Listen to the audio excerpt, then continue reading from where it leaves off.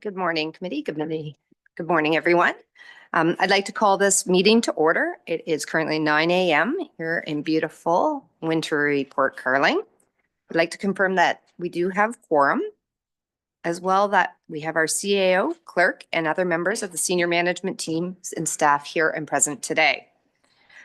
I'd like to continue to advise the public that if you would like to provide comment, please send those in to TML public comment at muskokalakes.ca.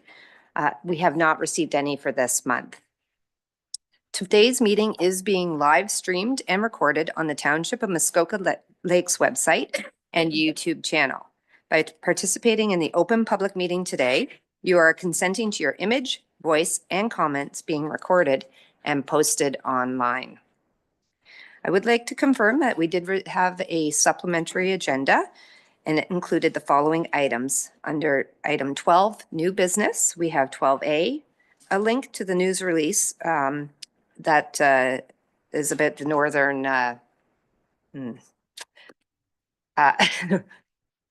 funding announcement. Thank you very much. I didn't continue that on my comments. And the second one was 12E, which is a new initiative that our clerk will be talking to us about. At this point, I'd like to ask committee if there's any member or any disclosures of pecuniary interest. Mayor Kelley.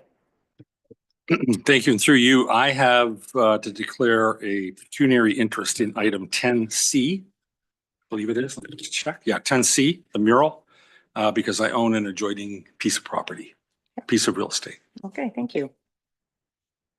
Okay, finally, the motions have been pre-populated with random movers and seconders to expedite this meeting. Just a reminder that voting members shall physically raise their hand until the chair has confirmed the vote. If the vote is unclear, a verbal vote shall be recorded by the clerk, but this is not considered a recorded vote. So with that, today, we do not have any invited presentations or delegations, so we will be moving right into the reports. And I would like to start with 8A. Welcome.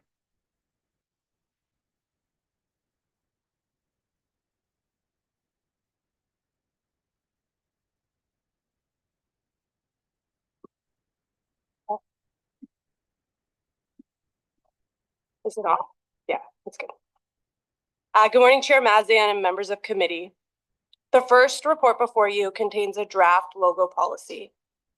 As you know, a communication strategy was adopted in late 2024, and one of the goals/objectives outlined in the communication strategy was to formalize our brand identity. And one of the priority actions listed under that goal/objective was to develop a logo policy. The draft policy provides guidelines for the proper use and display of the township logo and images by staff, organizations, businesses, individuals, and/or elected officials. I now stand for any questions. Thank you. Committee, do you have any questions? Seeing none, I will read the resolution. Moved by Councillor Zavitz, seconded by Councillor McIntyre. Be it resolved that the logo policy CLS 19 attached as Appendix 1 to report number LS-2025-008 be adopted. Are there any final comments? Questions? Okay, seeing none, I will call the question. All those in favor? Okay, that passes. Thank you very much.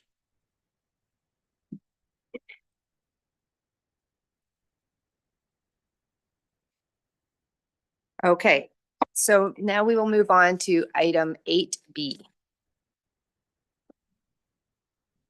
The second report before you provides an overview of an updated draft social media policy.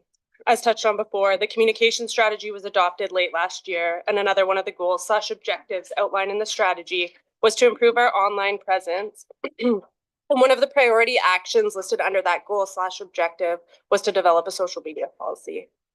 The draft updated social media policy highlights the township's commitment to utilizing social media to enhance awareness through information sharing while increasing outreach and engagement with the community. It also, aims to promote the services, programs, and activities within the community in a respectful, informative manner and in alignment with the values of the municipality. The proposed policy ensures the municipality, staff, elected officials, members of our committees, and the public at large are working with the same understanding of expectations of conduct, which will help to minimize risks and make social media a tool for positive engagement. I now stand for any questions on this one. Thank you. Committee, are there any questions? Okay, seeing none, I will read the resolution. Moved by Councillor Roberts, seconded by Councillor Kent. Be it resolved that social media policy C-CAO-15 be repealed and that the updated social media policy C-CAO-15 attached as Appendix 1 to report number LS-2025-009 be adopted in its place. Are there any comments? Councillor Bosenworth. Very small, but in the second line of 4.1, there's a redundant word Okay. at the end. It says information on in. I see that's been noted. Thank you. Okay, Councillor Zavitz. Thank you, and through you certainly to Kayleen. Thanks for this, Kayleen. Much needed updates. I guess just a thought. What I'm hearing in the community, certainly as we've established a new updated hull board in Bala, there seems to be a lot of concern in terms of a government being overbearing, believe it or not, in terms of what's required to book a hall, et cetera, et cetera. So I think this is a good new policy that actually seems to streamline and make things relatively simple for the public to interface with us, because I think that's vital in our role. So thank you for that. Okay, thank you. Thank you. Did you have any comment? Don't Or? think so. No. Okay. Thanks. Are there any other comments? Okay, I've read the question. All those in favor? Okay, that carries. Thank you.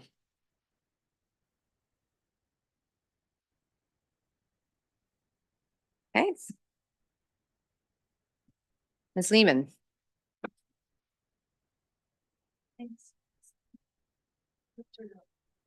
Hi, thanks. Good morning, Chair Mazza, members of the committee. Before you is a report to amend the CAO bylaw to clarify the delegation of authority of the CAO for the oversight of human resources policies. The employee handbook is our primary source of HR policies and was approved in 2019. The handbook is due to be updated, and upon review, the topics are primarily administrative and fall under the existing authority of the CAO or other legislation. Staff entitlements provided under the current HR policies, which result in financial impact, are included in the budget. I'm available for question. Thank you. Committee, are there any questions? Councillor Bosenworth. Thank you. On the page 3 under Council Vision Mission. Sorry. Under Council Visions, Missions and Values, our Muskoka is in quotes. Is there a reason why that is? Yes, thank you. This was an old mission. This is an old mission, vision, values, and that's how it was written. It was like defining our Muskoka as a concept. Correct. It was on the strategic plan. Okay, so we had it first. Okay. Okay, thank you. Are there any other questions? Okay, I will read the resolution. Moved by Councillor Nishikawa, seconded by Councillor Edwards. Be it resolved that CAO bylaw 2022-014 be amended to include delegated authority for the oversight, modifications to, and administration of the employee handbook, human resources policies, or any other future documentation addressing the same, and that the amending bylaw be presented to council for final approval. Are there any further comments? Okay, seeing none, I'll call the question. All those in favor? Thank you. That carries.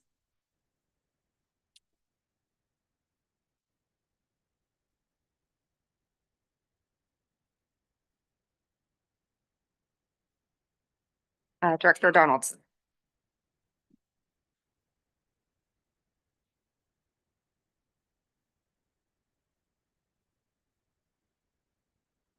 So good morning, committee. So last July, council directed staff to review the delegated budget authority to staff under the current budget policy with respect to the budget amendments being brought forward to council for approval. And attached to this report is a red line version and clean version of that review of this policy. Further to the direction, staff took the opportunity to do a full review of this policy, which was last updated in 2022. The key principles remain unchanged, those being fiscal responsibility, sustainability, strategy, and accountability and transparency. A number of changes in the policy are housekeeping in nature, and they are just for clarity. Some minor changes include confirming that budget initiatives proposed by staff will be presented when the annual tax levy guideline is presented to committee prior to the introduction of the draft budget, so that the guideline is an all-inclusive target, as opposed to presentations in recent years where those were initially excluded and then added after deliberations had started as what we refer to as a la carte items. The policy also outlines the principles of user fees and charges as it relates to direct services, the use of one-time revenues, and the ongoing priority to align the budget allocations with the strategic plan and the principles of good asset management. With regard to the request by committee, the recommended policy delegates full authority to staff to work within the approved net required levy within the operating budget and approved expenditures for capital projects. Council would still be required to approve the cancellation, any significant changes in capital projects, or the introduction of new capital projects, and any associated draws from reserves.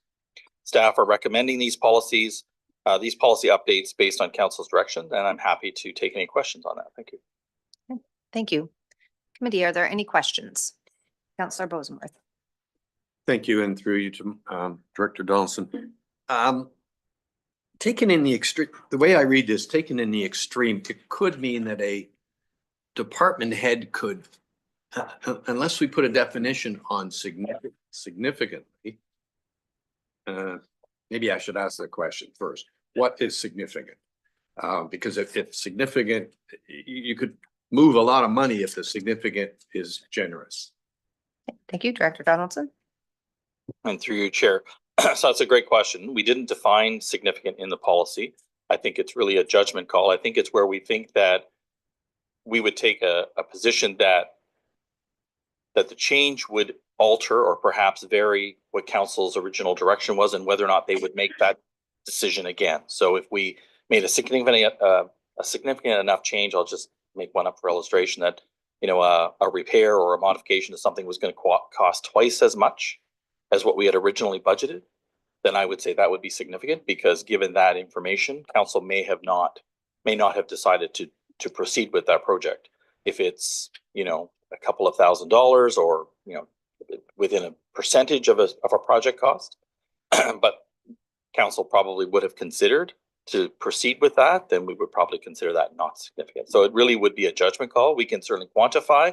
The problem is, or the challenge would be, we quantified in the previous policy, we had a 10%, and that ended up bringing back items that were very small in dollar value because the total project was not a huge one in the beginning. So. Okay, supplemental. If I may, supplemental. There are, three measures of significant. One, and you touched on the first one, which is it big enough to make a difference to what you thought you were going to do, or is it big enough to make a change in your decision? The other one is absolute amount and percentages. Perhaps we could have a policy that has a combination of percent, but it must be greater than an absolute number. In other words, allow a department head a fair amount of latitude in an absolute amount, but some restrictions on the specific amounts. We have a very big budget, and some of the budgets are very large, and I just have a little problem with significant not having a little more guidance around it. That's all. So we slipped into a Sorry, peek in that there. was, I We beg your did, pardon? but the question I Okay. think is there an Yeah. ability for us to um uh, look at that definition of significant again? Through you, Chair, absolutely. We would take the direction of committee. I think what we were striving to achieve with this was based on our understanding of council's direction. We've had a couple of reports where we had 5 projects listed and moved 50,000 here and 10,000 there and 25,000 there. And it was our understanding that the committee felt that those types of reports weren't necessarily needed to come to council. So this policy is intended to kind of keep us within the envelope that that council has approved in the budget, but where there were deviations, we would bring those back, either being significant change, cancellation, or approval of new. If it's council's direction or committee's direction to scope out what significant means and define that more clearly in the policy, we'd be happy to take that back. Okay, thank you. Is it a supplemental or can I go to Councillor Zabit? Okay, Would it include compensation? Through your chair. So the way the policy is written now, that anything within the operating budget and the net required levy would be able to be moved around. That being said, it is council's prerogative or their accountability in terms of positions. So we couldn't add positions without council's approval. So it would just be moving money around within lines within the existing approved complement. thank you. Councillor Zabit. Thank you, Chair, and through you to Mark. Morning, Mark. I guess my question is, given observing the district budget process and where they've adopted a 2-year budget and listening to the words around that supposedly many municipalities in Ontario are either doing that now and or are contemplating that. Can you speak to that issue in terms of what you know, in terms of, is that something that will be brought forward to this group to ponder or discuss, or within the policy that we're crafting here with the guiding principles? That certainly would be something that needed to be looked at, one would think. So can you speak to that? Okay. Director Donaldson. Certainly, and through you, Chair. So under fiscal responsibility in paragraph 2, policy does outline that we do a budget and a 2-year forecast. So I know that at the district and at least one other municipality in the area, they have actually formally adopted a 2-year budget that is permitted under the Municipal Act. The Act also requires that second year comes back for confirmation the following year, and any amendments that staff would recommend as a part of that review and that confirmation. If it's council's direction, we can certainly look at formal approval of a multi-year budget. What we present today is really intended to approve the current year, but provide for information and directional indicators as to where the following 2 years, we think the following 2 years are going to go. That first forecast year, so in this case of the budget we just passed in 2025, the 2026 forecast would be our starting point for development of our 2026 budget. So we, as staff, we start with that, and then we kind of work off of that as our launch point, because that's what we've presented to the public as our best estimate at this time for 2026. I think that certainly multi-year budgeting is not a foreign concept. I think that it takes some time in development to kind of get, and we have challenges just kind of forecasting out 18 months when we're doing a 2025 budget in the summer of 2024. And we often make quite a few changes for those forecast years as well as we're developing them. So I think that providing a forecast provides kind of a little bit of a foot in both camps. You're not approving 2026 formally, but you do have that information that kind of provides that future looking sense of where expenditures, revenues, and tax rates are going. Okay, supplemental. Thank you. Yes, and thank you for the supplemental. Thanks for that, Mark. I guess then to you, Chair, if I might, is a 2-year budget process something that the this committee would contemplate, I guess, is to you, possibly in terms of some sort of direction on that? I mean, at least the consideration of same. Thank you. Okay, thank you. I'll make a note. Let me continue through questions on this particular report, and then I will get back to you as to next steps on that. Thank you. Are there any other questions on the report? Councillor Edwards. This is through the chair to the director. So really, we're doing a 2-year forecast where the district is doing a 2-year budget. And yet, when we pass the budget for 2 years at the thing, it's subject to change because things do change. As you said, it's hard making an 18 months. So what would be the benefit of just staying the way it is rather than doing a 2-year budget? And that's what you see. Okay. Director Donaldson. So through you, Chair, I imagine it's really just a matter of perspective, I guess, in terms of where you land on this one. I personally recommended when I first joined the municipality to do a budget in a 2-year forecast, just because I felt that a forecast gives you a little bit more flexibility in terms of, as opposed to a formal approval. But there's certainly nothing wrong with doing a multi-year budget and approving multiple years at once. But to your point, through the act, it is required to be revisited and confirmed by council every year. So Okay, so that it's not causing any problem doing it the way we do. We're forecasting, and then things can change. As we'll find next year when the district budget comes through, will be a lot of changes, I would imagine. Thank you. Okay, thank you.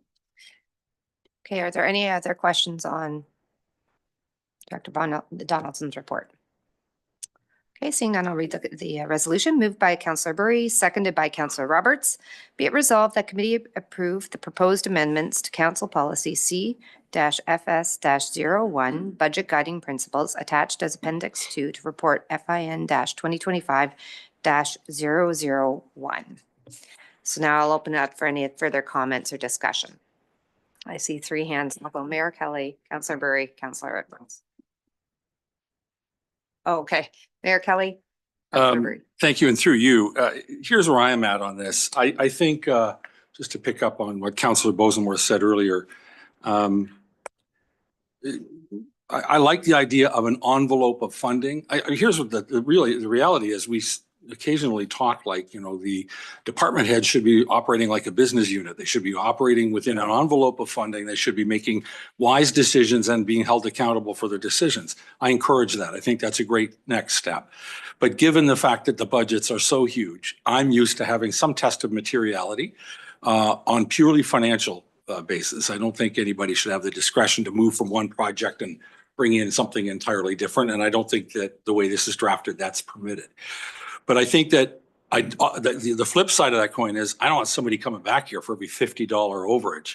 So the test of materiality needs to be meaningful. It needs to be, 10% of the budgeted project amount or $50,000, whichever is greater or something like that. I don't know if that's inverse of that. I just think we need to draw a big circle around it and say, you run your business, you've got an envelope of funding, you understand there's headcount, the headcount's fixed, the projects that are important to council are identified. Come back to us if it's going to cost you more than 10% above the budgeted or the forecasted amount, but don't come for anything under 50 grand. You run that yourself, or 25 grand or whatever it is. I think that's the kind of materiality I would like to see incorporated into this, just for the ultimate control. Okay, thank you. Councillor Burry. Thank you. Through you, I'm not going to echo the mayor's points, which are my own. And I think there are guardrails here. The point that I'd like to see is when a change is made, I'd just like to see what the change was.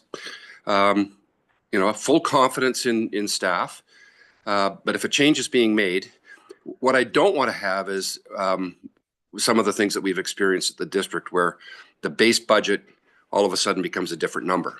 And we haven't done that here. And I know we're not going to under this particular director's purview. But if we could see what's been changed by a department head, I have absolutely full confidence in our staff that they're going to make the right decisions, that the guardrails here are good. They can't do a lot without our consent, but just knowing what's happening and then understanding the rationale around it helps us understand how staff think a little better and give us even more confidence in the kinds of things that they're doing on our behalf. Sorry, Councillor Rosenworth. Thank you, and I would agree with that. And we're building a policy that could stay in place for a long time. And we have to keep in mind that that long time may not include this current staff with their, high level of confidence that's enjoyed by us of the staff. So you need to, I just, another reason to support what both Councillor Burry and the mayor have said. Okay, Director Donaldson, I feel like there's two themes. The first is just regarding the definition of significant and perhaps expanding on that to include the materiality, as Mayor Kelley was suggesting. And the second one was what Councillor Burry was bringing up, was being able to include in, I guess, the reporting, a list of changes that may be happening in and amongst the groups. Is that something that you need clearer direction through this resolution from to come back with, or how would you like us to provide that thought? So on point one, I think I understand the comments around the significance and the change in definition of that. We did have in the previous policy 10% with no monetary amount. So perhaps we need to go back and create a language. And I think we had it in the version previous to that where we had a greater of. Perhaps we need to revisit that.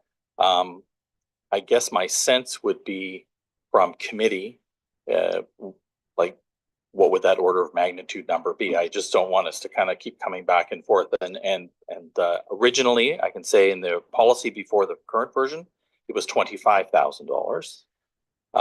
So is that a reasonable number? Considering our budget this year, our capital budget, I think we're talking specifically around capital. So we have a $13 million capital spend in the current year total. So 10% of that is 130,000. So, I mean, we're probably, if we're comfortable in that $100,000 number range, then that would be something we could consider. Okay, committee, Councillor Nishikawa. Thank you.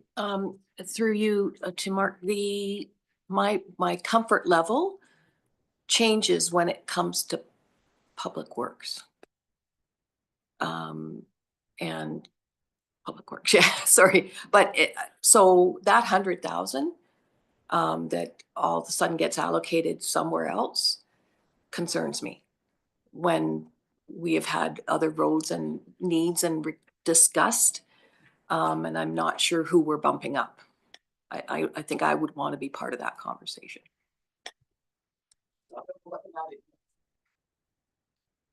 Okay. I'm going to look to Councillor Rosenworth and Mayor Kelley simply because you brought this forward. Is there a number that you had in your mind that at least to have that as part of the conversation? I think I've heard $100,000 being introduced as a starting point. The only comment I would have is that it might change depending on department, because some departments have very large projects or very large budgets, and inside that large projects.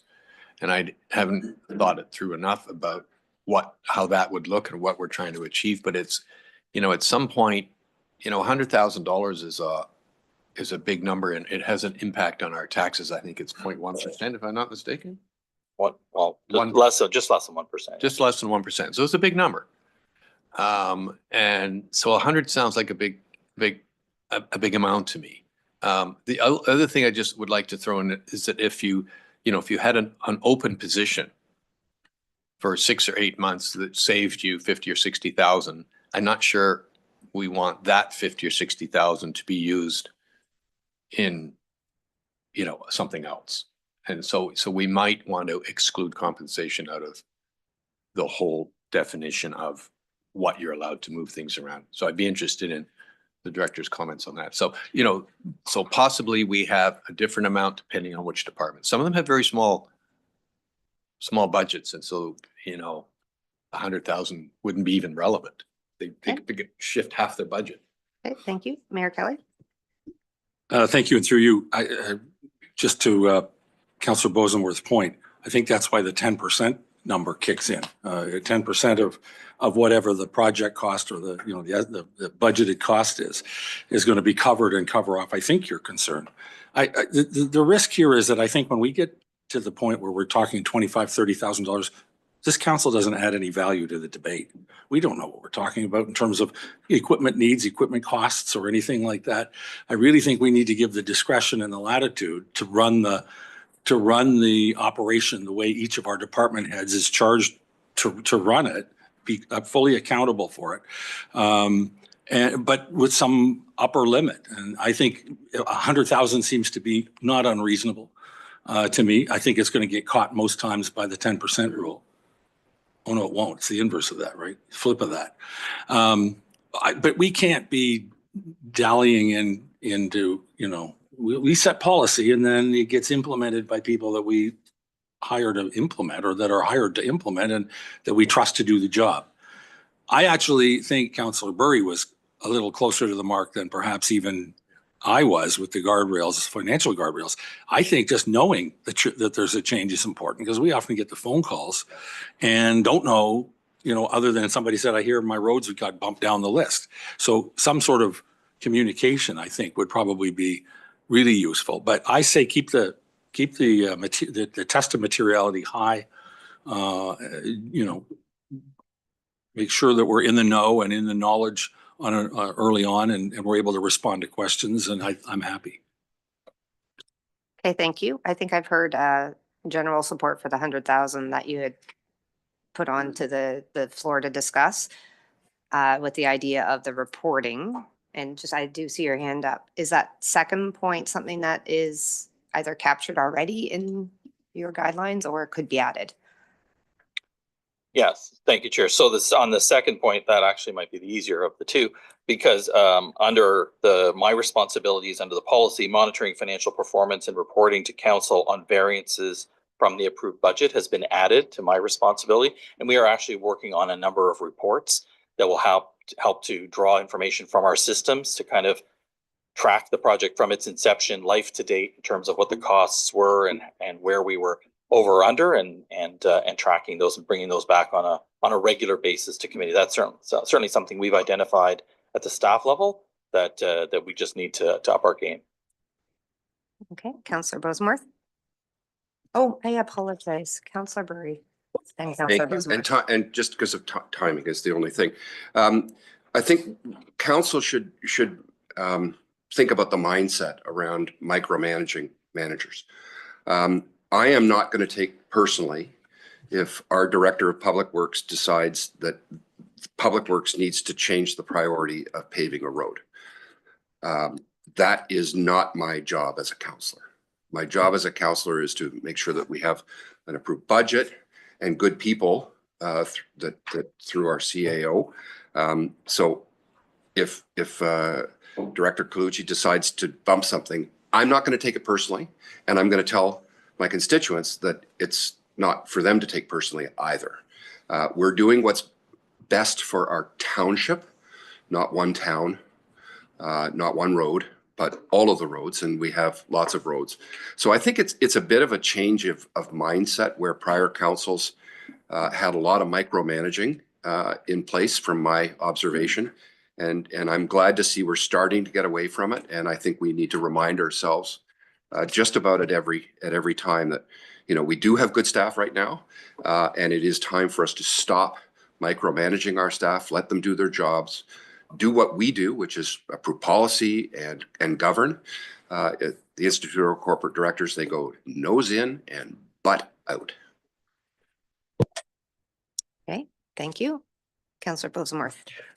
I see a suggestion forming here, and one is a little bit of combination of them both. One is we have an upper limit that might be 100,000 plus quarterly reporting on the significant changes. And I would suggest I don't really care about anything less than 25,000. So just throw that in the other line, and so that we catch and so we have an awareness. And then over time we find that's working fine. If over time we're finding there's some budgets being moved around that we're not particularly comfortable with, we can readdress the policy. But that seems to me like a really nice, tidy solution here. Okay. So Director Donaldson, do you have your hand up, Councillor Roberts? No? Okay. Well, I just want to make sure that we've captured, because it sounds to me like there's really the one change, which is the upper limit. Is that something that can be easily incorporated into this for next month's approval at council, so that we'd still have the month? If there's any further questions, we could ask at that point. Absolutely. So we can move forward with this as amended based on the suggestions that are being made. I'll leave to the clerk in terms of what the language needs to look like on that. I just want to make sure we're clear on the changes that would be delegated to staff, to your point, Councillor Murray. So if a project is being bumped or moved, that would come to council, because we would be changing the priorities that were set when we set the budget. This is really about, and the one that always comes to mind for me is when we jump on top of the district's tender for hot mix for paving, and the numbers don't quite shake out the way we thought. So we moved 50,000 from this road to that road and 25,000 from that road to this road. And we just kind of shuffle the chairs a bit, but we're still doing all the roads, all the projects we said we were going to do. If it turns out that we have an overage on a project that then prevents us from being able to do one of the roads we said we were going to do in the budget, that would come back to council to get confirmation. We don't have enough allocation. That road can't be completed. Are you in agreement that we would cancel, or do we draw more from reserve for this particular project? And we explain why the costs were what they were. I think it's really important. I think from a staff's point of view, we commit to a plan when we get the budget done. Our job is to implement that plan. If we start to deviate from the plan, we come back for approval. But if we just need to move some costs around to make the plan that we had proposed work, that's where the delegation comes in. Okay, thank you. Committee, I would just like to give us 2 minutes, just so I can speak with the clerk to see if there's an amendment we need to make to that resolution. And I will be back. So just 2 minutes. We won't have our break quite yet. Thank you.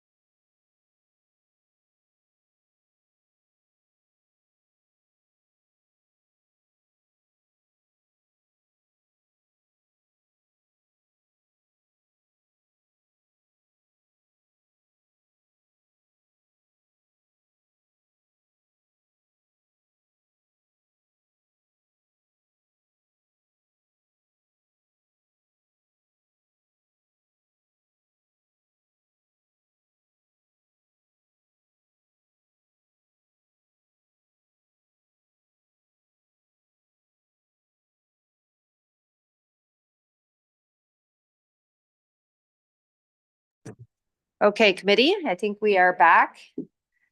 And before, there was an amendment that was just crafted. Thank you very much, Director Donaldson and Director Broshi. Councillor Zavitz, I did say I would bring back to the conversation the idea or the concept of changing that portion of the policy or of the 2-year budget versus the way it's written today, which is the 1-year budget with 2-year forecast. So before we get into the actual reading of the amendment, I did want to open it up, that concept, to the committee members. Is that something we would like to ask staff to come back with further information on, which is a 2-year budget versus the approach that's currently in the policy today? So I see Councillor Edwards, Councillor Burry, Mayor Kelley. Oh, and Glenn. Sorry, maybe I should ask because Glenn had brought, Councillor Zavitz had brought this up. Councillor Zavitz, Councillor Edwards, Councillor Burry, Mayor Kelley, Councillor Roberts.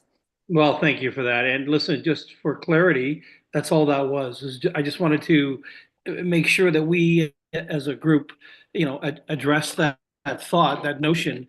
I'm not suggesting or advocating that we make any changes whatsoever. This was more, should we have dialogue on it? That's as simple as that. Okay, thank you. Thank you. So let's have dialogue simply because it's been introduced and I now have seen hands up, and then we can move on this topic. So Councillor Edwards. I would leave it the way it is, and that 1-year budget with a 2-year forecast, because when you watch next year with the district budget, it's going to change dramatically. That's why we were pushing back on it, and that I would have asked to have it received. But anyway, Okay. I would leave it the way we have it. Thank you. Okay, thank you. Councillor Burry. I'm in full agreement with Councillor Edwards. We're actually doing it better. The 2-year, given the kinds of things that change, is unreasonable, but a 1-year budget and a 2-year forecast has worked for us, and I think will continue to work for us. If anyone is interested, watching the district budget going through the 2 years is entertaining. I'd sell tickets for a fundraiser if I could, but can't. That being said, it is very problematic, especially when there's big changes recommended in the 2nd year, which is what happened in the district with adding headcount of over 100 to the district municipality. Obviously difficult. We're not in the same position, but having a nice 2-year forecast with the department heads on side, I think gives us a really good feeling of where we're headed. Okay. Thank you. Mayor Kelley. Thank you, and through you, I'd sort of echo what both Councillor Edwards and Councillor Burry said. I think that the only way I would consider doing a 2-year budget is if we had very, very tightly prescribed rules about how the 2nd year gets updated. And essentially, I think you render it a forecast. It really is just a forecast. But in the absence of knowing how it gets updated, when it gets updated, and who does all the hard work, I don't understand why it's any different than doing a budget process. And I think when we start calling it a 2-year budget, where the reality is it's a 1-year budget with a forecast, with an undefined routine to get the forecast turned into a budget. So I'm quite comfortable with where we are right now. Okay, thank you. Councillor Roberts. Thank you, Madam Chair. I did attend the budget meeting at the district, and our district councillors have chimed in on the 2-year budget and their thoughts. But I was sort of just getting this information all for the first time, and I got thinking about it. And really, the forecast we are doing 2-year budget by the next point under the lean training contract. We're committing to a 2-year budget in that when you read it. Wait, and everyone has read it. I didn't mean by that. So I love the forecast, and let's continue that process. I don't think we need to change the words to call it a 2-year budget. Thank you. Okay. Thank you. Okay, seeing no other hands at this point, I do have an amendment. So let me read this resolution. Moved by Councillor Burry, seconded by Mayor Kelley. Be it resolved that the resolution be amended to include the following at the end of the paragraph with the following amendments. 1, including a definition of significance, to require approval for changes exceeding $100,000 for capital projects and that compensation changes be excluded from operating budget delegation. Any questions? Okay, seeing none, I'll call the question. All those in favor? Oh, sorry, I've called the question. All those in favor? Okay, that carries.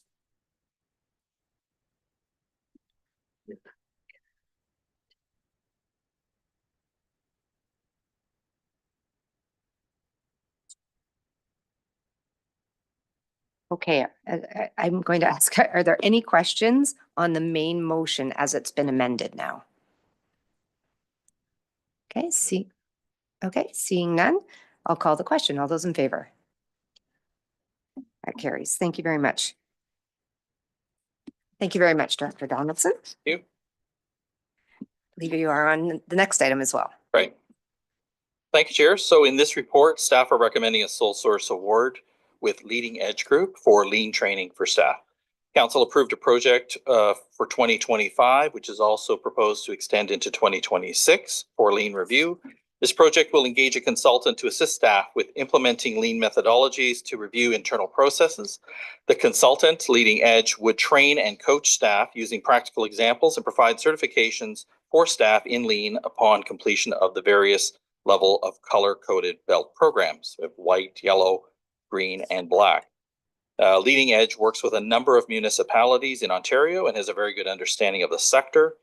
They are also affiliated with a number of municipalities which are members of the Lean Ontario Community of Practice, which is a group of municipalities that share lessons and knowledge about implementing lean in their organizations. I've spoken with some staff members in other municipalities who have engaged Lean Edge Group and about their engagements and have received positive feedback. Leading Edge will provide the tools for staff to perform the lean reviews. It's important to note that this is not an externally driven process audit, but an internally sponsored culture change endeavor. SLT would oversee and monitor staff certification and project selection, and the goal would be to have all permanent staff certified at a minimum white belt level, which would involve about 20 to 25 hours of effort per staff, with those who are interested or nominated by SLT being selected to pursue yellow or green belt designations as well. One belt is not a prerequisite of the other, so if you do a white, then you don't have to do a white before you do a yellow. You can just go right into yellow just for information. As part of a key part of this program is the final report to assess and demonstrate the process improvements and the efficiency savings created. Lean is about optimizing processes, increasing productivity, and creating a culture where everyone is involved in process improvement. I'm happy to take any questions. Thank you. Thank you very much. Committee questions. Okay, Councillor Roberts, Councillor Bosenworth. Thank you, Madam Chair. My first question, I have a couple. The lean process, is the only goal in 2025 is to get white belt training for, I believe it's 80 employees. Is that the only goal? Thank you. Director Donaldson? So through you, Chair. So we haven't kind of set out how we would, or what the goal or what the objectives would be for year one, but we certainly have a goal that we would want to have everyone in the organization, permanent employees, really have an understanding of what lean is about. And that would be achieved through white belt training. So the goal would be to have everyone have that training. Whether or not we would achieve it all in year one, I think we have to kind of evaluate people's time schedules, effort, and so on. But I think the objective would be to get as many people trained up as possible and try to build that momentum within the organization. Okay, thank you. Councillor Roberts? Yes, my second question, probably my final question during this process is that you had mentioned it's the effort that would be required for each person that was training. I think it's somewhere between 2.5 days of effort to 2 days to 2.5 days for training for the staff. Is that correct? Through you, Chair. So that would be correct. There's a day of in-person training as a group. There's a day of online training. And then there's some self-study that has a time limit attached to it. And in speaking with the consultants, they've advised me that that would take approximately a day. It would depend on the individual. So I'm estimating 20 to 25 hours per individual that would be participating in the white belt certification. Okay. That's it. Okay, thank you. Councillor Rosemouth? Thank you, through you. I think this could be a very positive investment. Like all investments, you need to understand what the return was. So I was interested in your thoughts on how would we measure the success of this program. Okay, thank you. So through you, Chair. So my familiarity with lean is very cursory at this point, and we will get more information as we work with the consultants. But as a general understanding, you know, they evaluate they work with staff to help them evaluate current processes and set baselines to understand where you are now. And then looking at a process and eliminating waste and quantifying that. And by amending your processes, you can look at, you know, reduced turnaround time to process an application or to repair a pothole or to do, you know, various activities that are done within the municipality. So I think that the measures of the outcomes is really about where you started versus after you review where you end up, and how do you quantify where you've been able to eliminate steps, eliminate waste. Again, it's all about efficiencies and improvements. It's not about, you know, figuring out how to do the same with less. It's how to do more with the same. Okay. Councillor Rosemouth? So if we have a service level set within the township and we learned how to deliver that service level set with X amount of resource, and through this program we figure out how to do it better, there wouldn't be a need to do more, and there ultimately could potentially be headcount savings. Thank you. So through you, Chair. So I would caution committee, this is not an exercise in reducing headcount or attrition. There's always more to do. There's always more things and better things that we could do. So it would be about building efficiencies in what we do today so that we can deliver better and higher services in the future, or, you know, getting more done in a shorter period of time. This would not be an exercise in trying to reduce headcount or try. I mean, I don't think we would be successful in getting buy-in from staff to lead these initiatives if it was about reducing headcount. Okay, thank you. Mayor Kelley? Thank you, and through you. And if it's appropriate, I have some answers on some of the questions Councillor Bosenworth put out there, because I've been through lean. I am white belt certified. And as you can imagine, I entered it with somewhat high degree of skepticism. It wasn't called lean then, it was called portly. No, it was lean. But I can tell you the benefits are in the case of, and I was the head of a business unit at General Electric. It was infectious through the business unit, built teams, built common goals, dependencies, positive ones, not negative ones. People learn how to work with each other, set common goals, help each other out. I as you can imagine, you know me well enough to know I was somewhat skeptical, but I threw myself into it. Didn't go for the yellow or the gold or whatever the other colors were, but I got my white, and I saw a real change in attitude. And I don't know how you measure that. It isn't about, you know, headcount reduction is frankly not even in the equation. It's not about tearing down, it's about building up. It's about building where people together, stronger teams, stronger teamwork, shared goals and shared vision, better communication skills. But at the core root of it is to find ways to streamline processes, eliminate waste. And we should all be for that as far as I'm concerned. So just for clarification, there was no question. I should have read but I was answering a question. Oh, you were answering Thank a question. Okay. Thank you.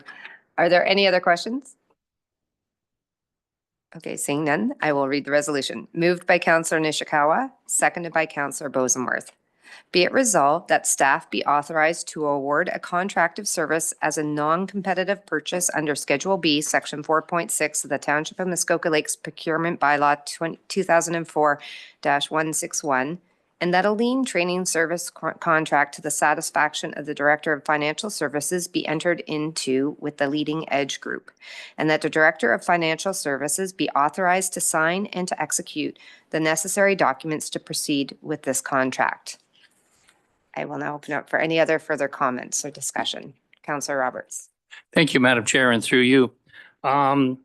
I'm very, very supportive of this. As Mayor Kelley was saying, I've seen this happen in other organizations where you get the employees behind the solution, and it's great. And there will, we have so many employees here, we don't have enough. So what'll happen is people will rise to the top, and then we're going to move them off to another opportunity to learn and evolve and help. And we don't have to go and increase our headcount. So it's just more of a comment. I just want to bring to attention to everyone, it's $50,000 this year, and that's just for the estimate for white belt training. There's no estimate for the yellow and green belt training. And in the report, it talks about, one of the first steps the senior management team is going to do is get into find the candidates for yellow and green belt.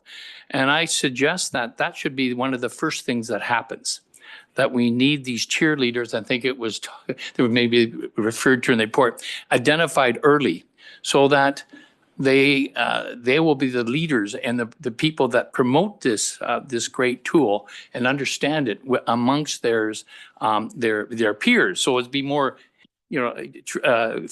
education within their level rather than top down. And we got to get the staff to buy into this. So I'm supportive of this, but I really would like to see, in the goals, we talked about the goal of the project is to provide minimal level of training to every single employee, which is 80. So I would like to, have senior management staff come back in the end of the summer with whatever you have trained, because you're going to get the keeners in first of all, and maybe have a short list of, hey, we've already got this. These are really great ideas, and maybe we'll work it into our 2025 budget. The final point I want to make is that it's $50,000 for this year, external costs, but it's 2.5 days of training. So it's for 80 employees, and you take that out of our operation budget. So our approved budget that we do for operations is to do the operations job. But we understand there's training, but this is significant training and it's group training. So, and I estimated we don't have a loaded rate or a rate that says for an employee, the cost for an employee is their salary, but it's their benefits and it's their cell phones and it's their vehicles and it's everything all inclusive.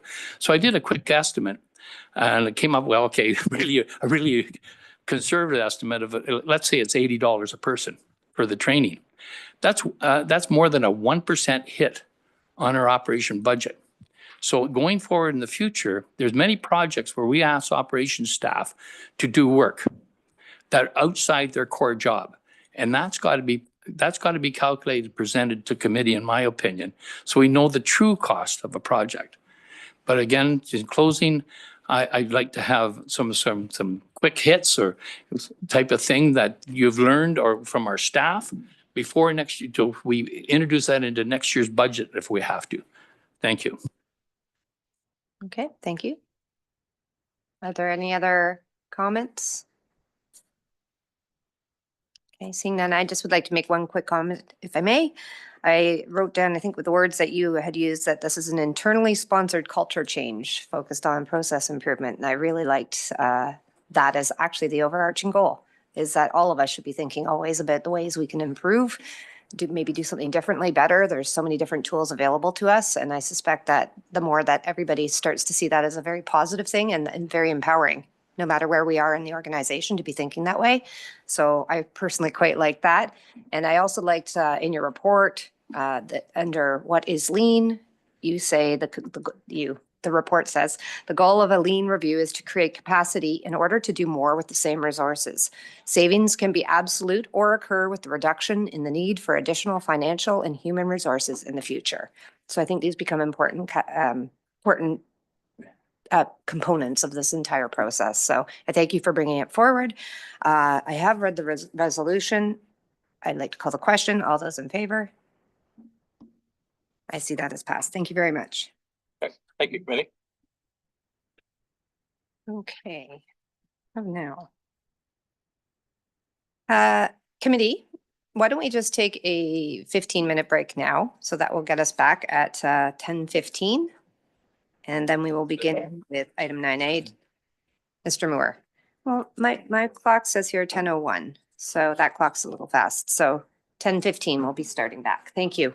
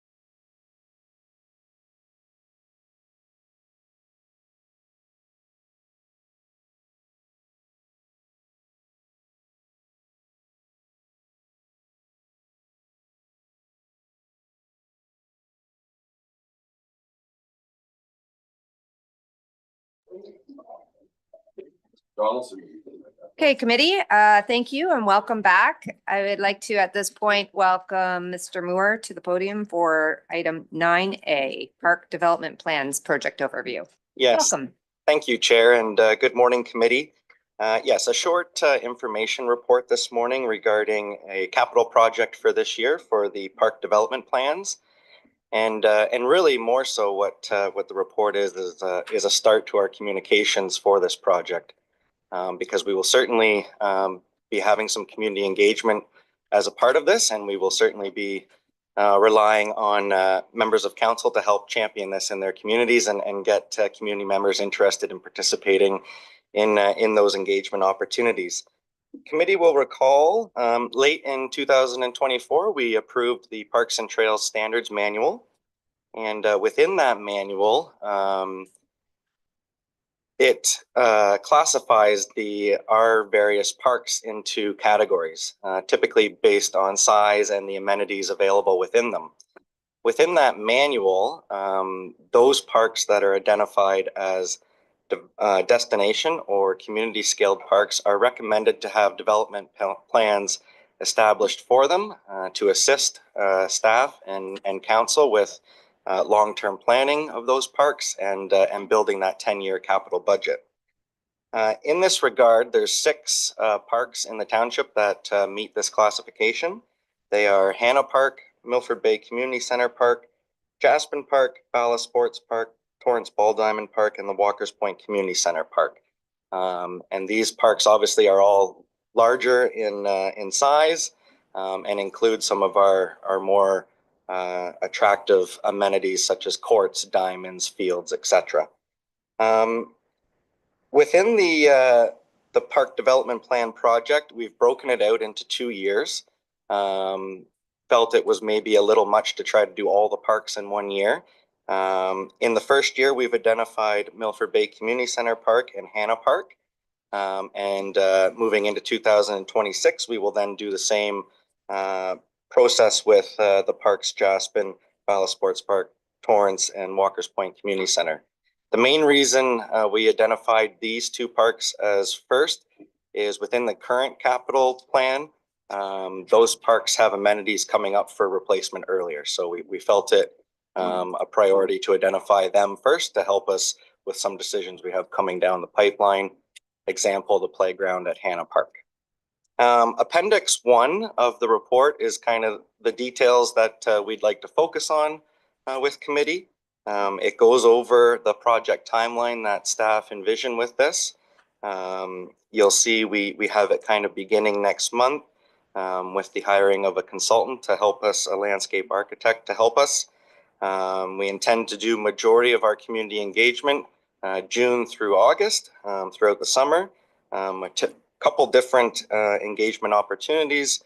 We envision kind of a town hall type setting where people can share their ideas, help us maybe map out some drafts, and then return later on in that phase with a survey to review things in more detail.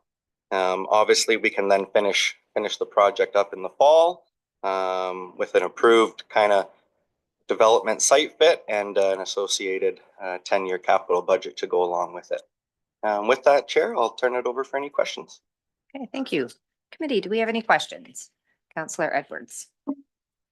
Then Councillor Zavitz, I see. Yes, through the chair, I see this, it looks good, but I'm a little disturbed that we didn't include Windermere Village Hall Park, that we have volunteers wanting to raise $75,000 towards it.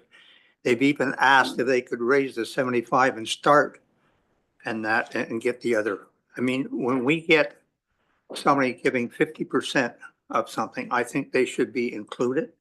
And that they've been pushed off. They were looking last year for something this year. Now we're talking, they're not even listed as in 26 and that for that. And I'd like to know why and if they could be included, because you know, the heart of the whole community is volunteerism, as the mayor knows with Winterfest and everything else. That here we have people lining up to put equipment in the park, and we're saying, sorry, you'll have to wait.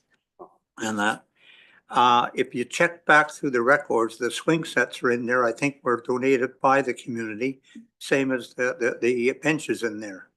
And that if they want to come up with the money, they should be allowed to put some equipment in there on their own. But other than that, with the plan and that, I'm really disappointed that that's not in. Thank you. Okay, Mr. Moore? Yes, and through you, Chair, it's a really great point.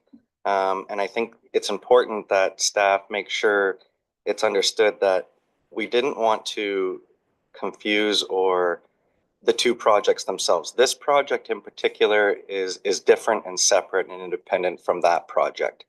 The manual identifies the parks that require or are recommended to have these development site fit plans. And that's what we're proceeding with today. It's not to say we have forgotten about the Windermere Playground at all. Staff just feel that it definitely needs to be undertaken separately and independently on its own and not be tied in to this process, not to confuse that differentiation. Committee roll call, during the budget period, we didn't include the funds for the Windermere Playground in that as we were waiting for the completion of this manual and the level of service. What staff are willing to entertain is should committee wish for staff to bring back a report on that item independently of the level of service study being completed, staff would certainly be willing to do so. But we're certainly at the direction of committee for that, Chair. Thank you. I would like to see a report on that because like I say, when people are lining up to put money, the consultants in Toronto and they look at big and this and that, they don't know what the people want and that have they checked with the people, they would have known that people are willing to come forward and help. And I think we should not turn them aside. Thank you.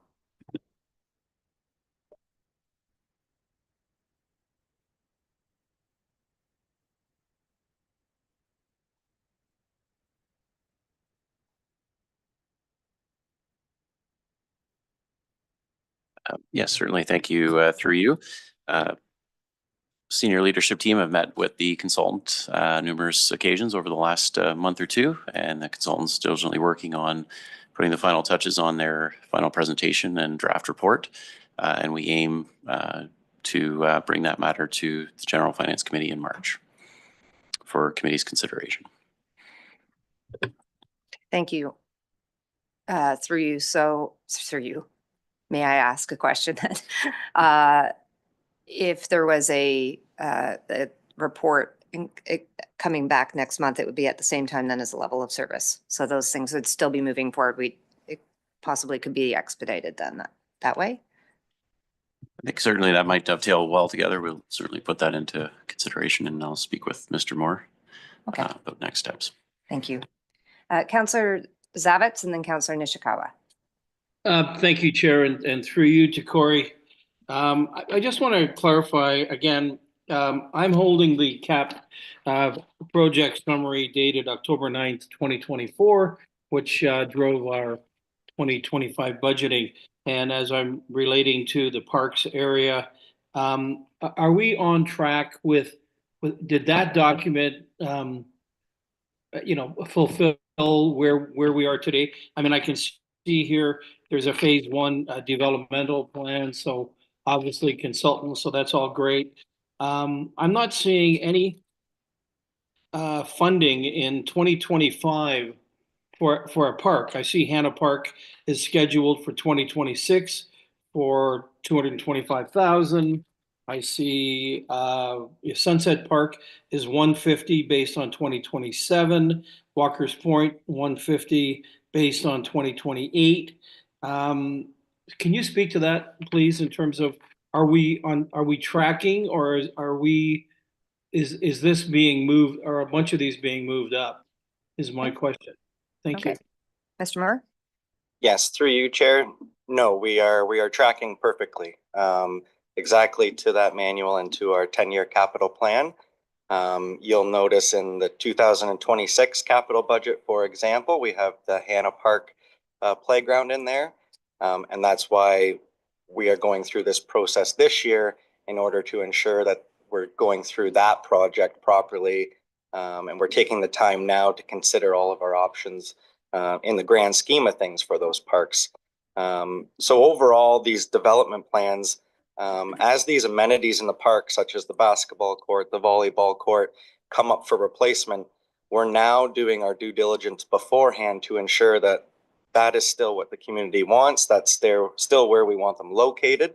Is there now an opportunity to maybe change or add a different amenity?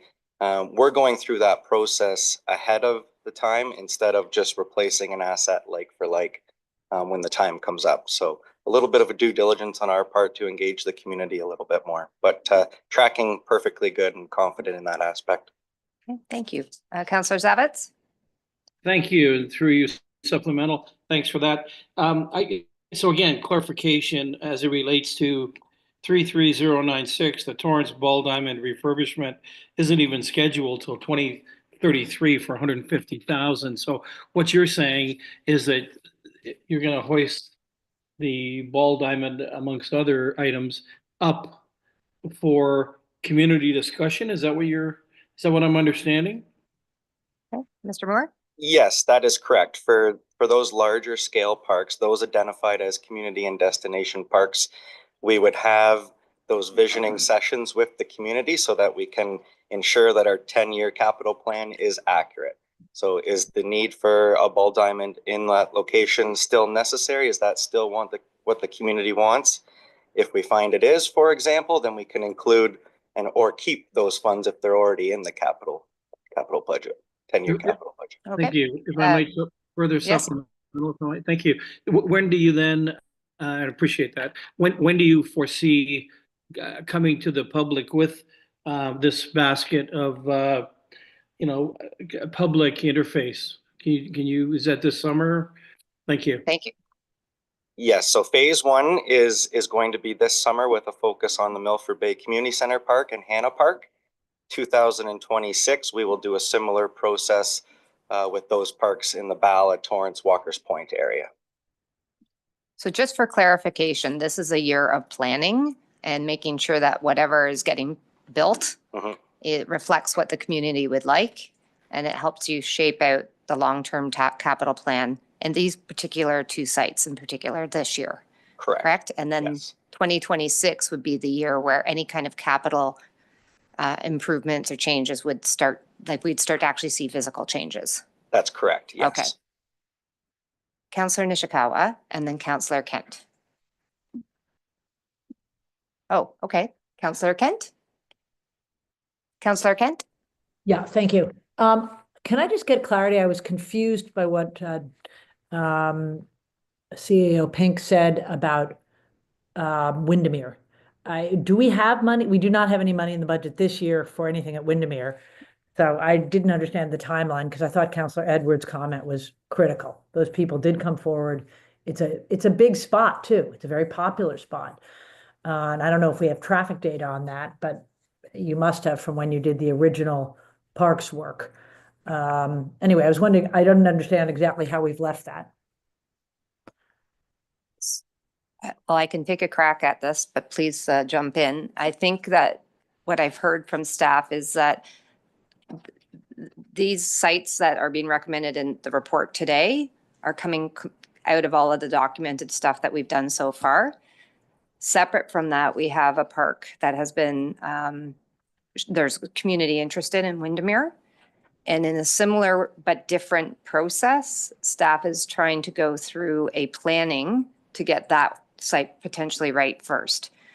I think to back up though, this council has suggested that we want to go through the level of service study first to make sure that all of these pieces align in advance of making any new improvements. I think the difference with Windermere is that there's been an interested group and has been for a bit of time. And we have a parallel process of planning that staff is undertaking and that we are leading called the level of service study. So it seems to be that last piece of the puzzle to align with all the parks and recreational master plans and studies that have been done. We have to just confirm that as a group that this would be a supported initiative. Is that Like, can I just, that sounds to me like we're delaying them further again. I don't know that it would be a delay. I think it's a process that we're following. I think the delay has been in the level of service study coming forward, which is why I had asked the question, when But are that we means going you're to gonna get all the way anticipate it? through, you're gonna get all the way through 2025 before you do anything about, Windermere. Well, I think, and please tell me if I'm getting this correctly. I just want to make sure I'm understanding too. I think 2025 regardless is a year of planning. 2026 would be a year of any kind of installation or implementation. So the timing of the opportunity for any kind of community engagement and planning is going to be 2025. Now I'm looking at Mr. Moore to make sure I've captured that correctly. Yes, through you, Chair, that's correct. You Okay. summarized it very well. I think to CAO Pink's comments, we can certainly return in March with a report that runs parallel with the status of the level of service. Perhaps that Windermere playground could be looked at and expedited a bit, which staff would certainly be willing to entertain. So I think that would be kind of our first step. But regardless, yes, 2025 would be the year of planning, what that playground, et cetera, would look like should we pursue it, with an installation of spring 2026. In terms of the funding question, because this question came up during the budget time as well, because it wasn't included in the capital budget. It was at that time, we confirmed with Director Donaldson, should it be something that council or committee wishes to pursue at a later date, those funds could be taken from our Parks and Recreation Reserve to help push that project forward. So I don't think the funding component of it is gonna hold us up. I think there's options and opportunities there, should a decision to proceed be made in the future. Okay, thank you. Mayor Kelley, and then I see Councillor Zavitz's hand back up. Thank you, and through you. As regards to Windermere, I guess I was under the mistaken impression that we were just waiting to get confirmation in a month that this level of service would accommodate this. I don't know how these timelines work, but if we can get a staff report in March on how this might get built out, I don't want to lose the opportunity. We've had a group of people in Windermere who've been fundraising this thing, and the money isn't going to be there forever. I'd like to see it done ASAP if we can get the the level of service study back, if I heard correctly, March, and get at the same time a report on what we might or might not do at Windermere. Let's take advantage of the funding opportunity, and the market will decide how quickly it can get us built. I mean, as long as we got it approved and ready to go, I don't know how this works, if you have to book 2 years in advance to get the right equipment built and installed, or whether you can do it in 6 months, but it seems awfully early in the year to give up on 2025, quite frankly. So I think, Councillor Roberts. Could you read the resolution? Because we're getting into a lot of comments on this. So there isn't a resolution. This Or- was an information report. right. And I know that this has gotten a bit off of what is before us, which Before. is there's these 2 sites that are being, I think this was intended to help us all understand what staff is up to and the implementation of these programs. Because this is going to be a very community-focused led initiative. I think a parallel discussion has been this Windermere, and I think what I'm getting nods of head from staff that they are more than happy to bring back a staff report next month, which it sounds like at the same time as the level of service study is probably be coming forward. So we can at that point discuss Windermere further at that point. Then I do have a comment here. Okay. Okay, I've been working in the background with Corey on this because I really wanted to make sure that the 2025 budget had money in the budget to do in 2025 Windermere. I had confirmed with staff that if council's appetite was to do something in 2025, we could take the money from parks, from the Parks Reserve. The whole, you may recall when Windermere first came up for, with the money and the offer, is that we had to do the service level review. And so And I understood that, but it's not, we don't have to do the full service level review to address what the requirements of Windermere. It's more like the design or what fits there type of thing and what kind of service we'd want in that area. We got to make that decision, which can be done quickly.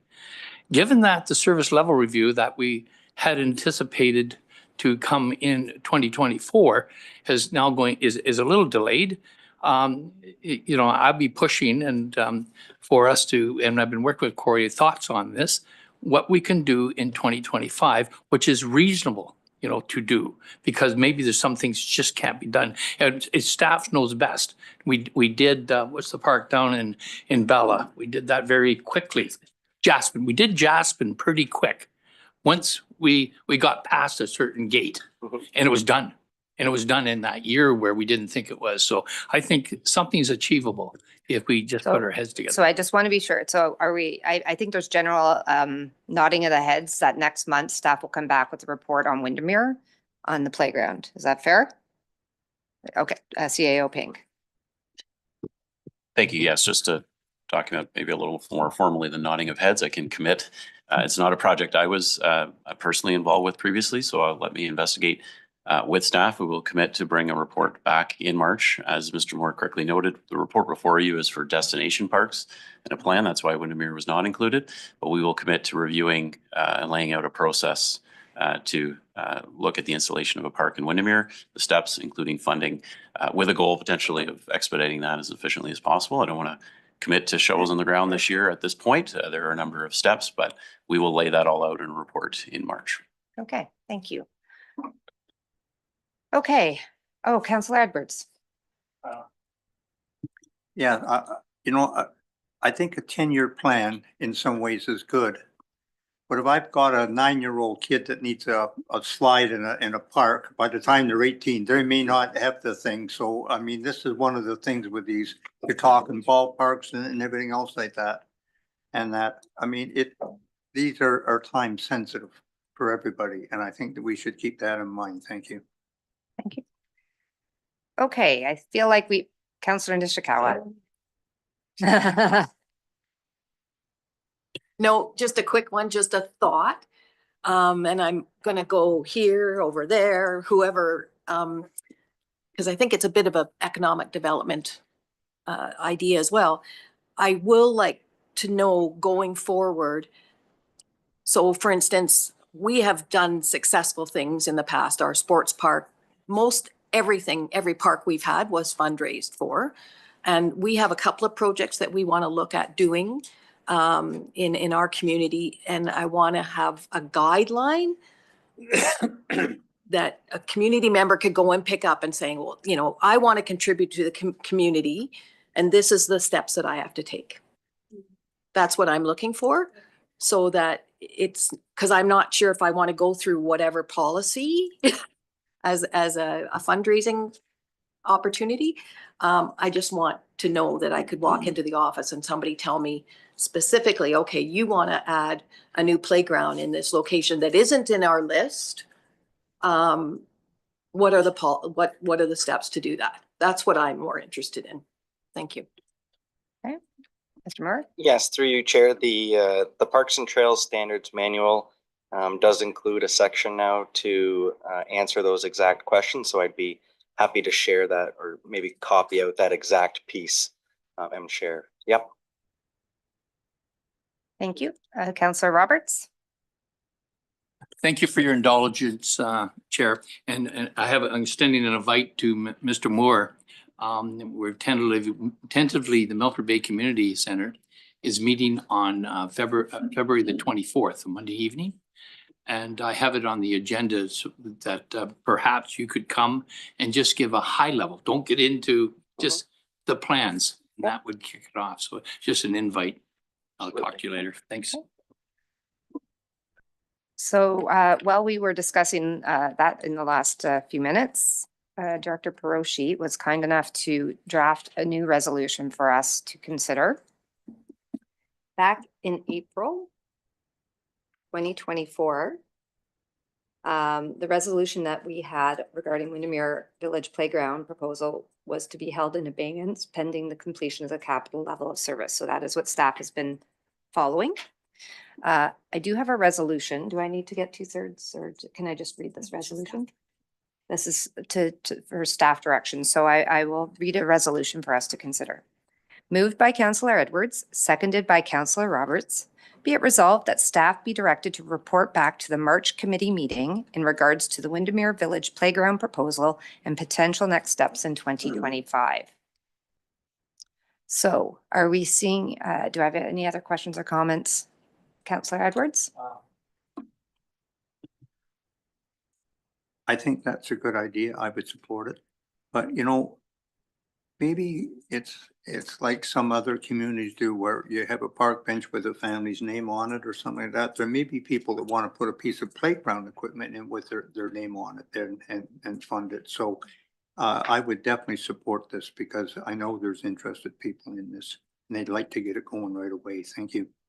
Okay, thank you. Councillor Bosenworth? Do we need is there a special vote number on this because it was added to the agenda? Director Proshi? Thank you for the question. We don't, just because it's staff direction, so no decisions being made at this time. You're just asking staff to come back. This is formalizing the nodding of the heads that I was referring to earlier. So I've read the resolution. I'll call the question. All those in favor? Okay, that carries. Thank you. Thank you, Mr. Moore. Yes. It's always exciting when we're talking about community development. Yeah. Okay. Mr. Sapko, welcome.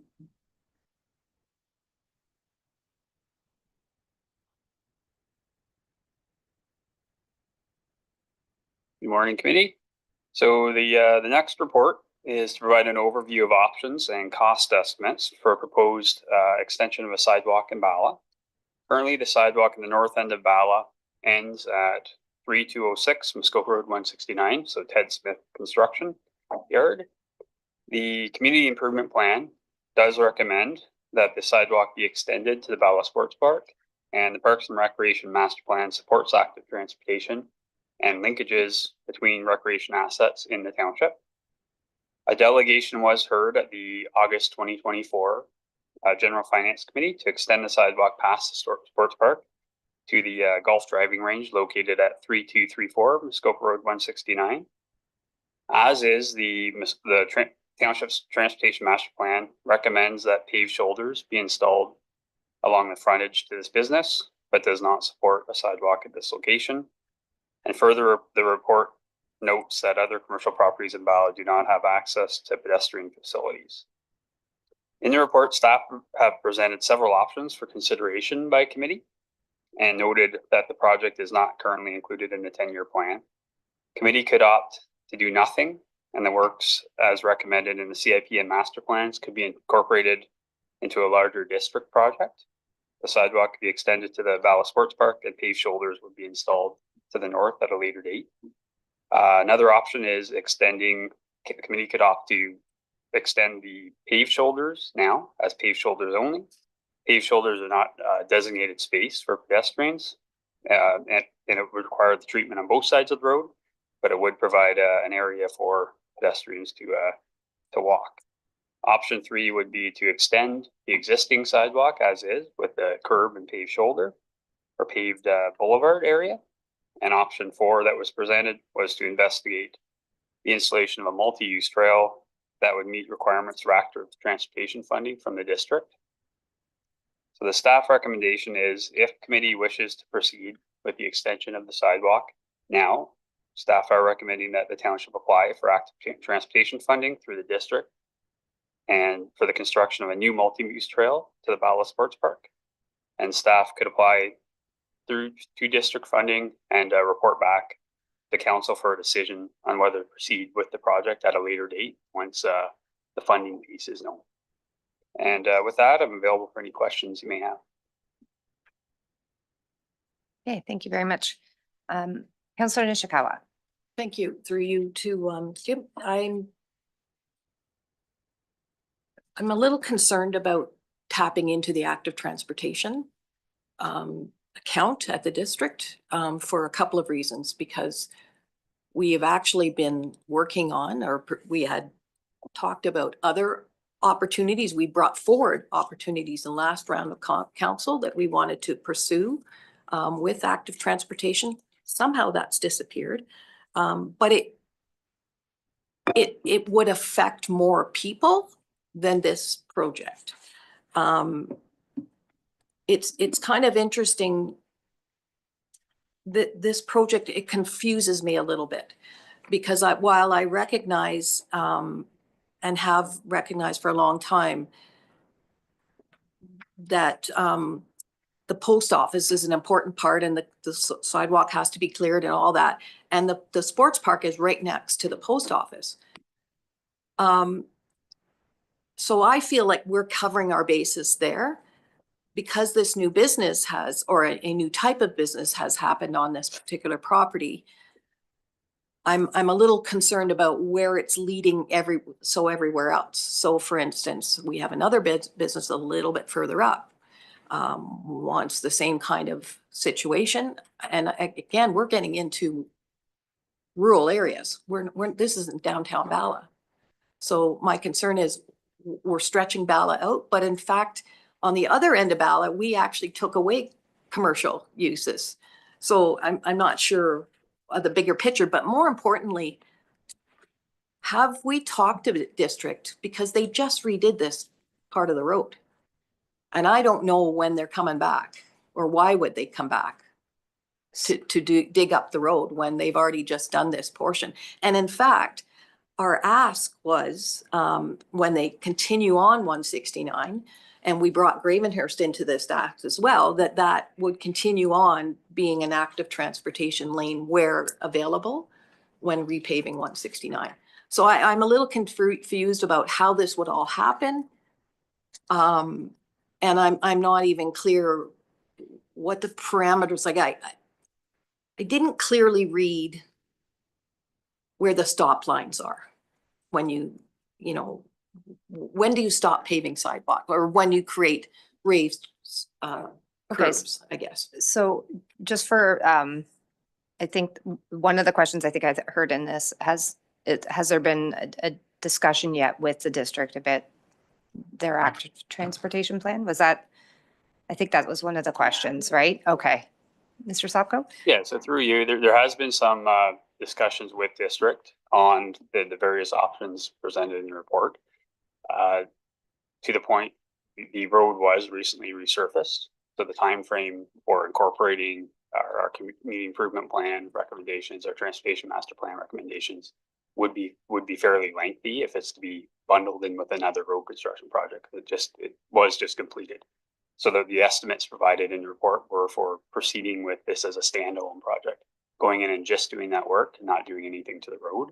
That does certainly inflate the cost of it. And it certainly, so that's kind of a way to look at it, that it's, if it's to wait for the district to go in and do other work, it will be some time, because it was just completed. Okay. Okay, CAO Pink, please. Thank you. Through you, just to clarify as well, so that all committees aware, because I believe Councillor Nishikawa's questions, I'm sensing there may be a misunderstanding. Staff's recommendation, because it is identified in the community improvement plan and the Parks and Recreation master plan to provide a connection to the sports park, that the active transportation funding for a trail to connect the end of the sidewalk to the sports park be applied for, not to the business beyond. Committee has the prerogative to direct staff to apply for the full extent, but that's not staff's recommendation. It's just to the sports park. I think that was a very important clarification. Thank you. Okay, Councillor Nishikawa? And again, being part of that sports park from day one, and also porting all the kids and that sort of thing through town and getting there, I just wouldn't see that we need to expand the cost of this because the road was redone. So let me just continue to ask for questions, and then we'll read a resolution, and then we can keep having our conversation further. Councillor Zavitz, do you have a question? I guess to Tim, and thank you through you, of course, to Tim. So there are four options, basically three, as doing nothing is, I guess, not really an option. I'm torn, Tim, and I look at this and I see a minimum of $130,000. And of course, I think as Councilor Nishikawa had mentioned too, there is a business exactly on the other side of of the highway. And then the next thing they'll be doing is coming to us and saying, well, we need a sidewalk on both sides of 169 as an extension, if you will, from Bala. So I mean, I just think this is it's a lot of money. I just don't know how I would be in support of this unless, of course, option number four, I guess it is, which is a multi-use trail that somehow the district can considerably help us with, and that sounds like a bit of a long road. So I unfortunately won't be able to support this kind of an expenditure. Thank you. Okay, so I just want to be sure, do we have any other questions? Let me read the resolution and then we can have a further conversation then. Moved by Councillor McIntyre, seconded by Councillor Kent. Be it resolved that committee endorse option number 4, new multi-use trail as outlined in report OPS-2025-004, and that staff be directed to proceed with submission of a funding application to the District of Muskoka Active Transportation Reserve Fund, and that staff be directed to report back on the results of the funding application. So now I can open it up. I think I've heard some general thoughts from Councillor Zavitz and Councillor Nishikawa. Councillor Nishikawa.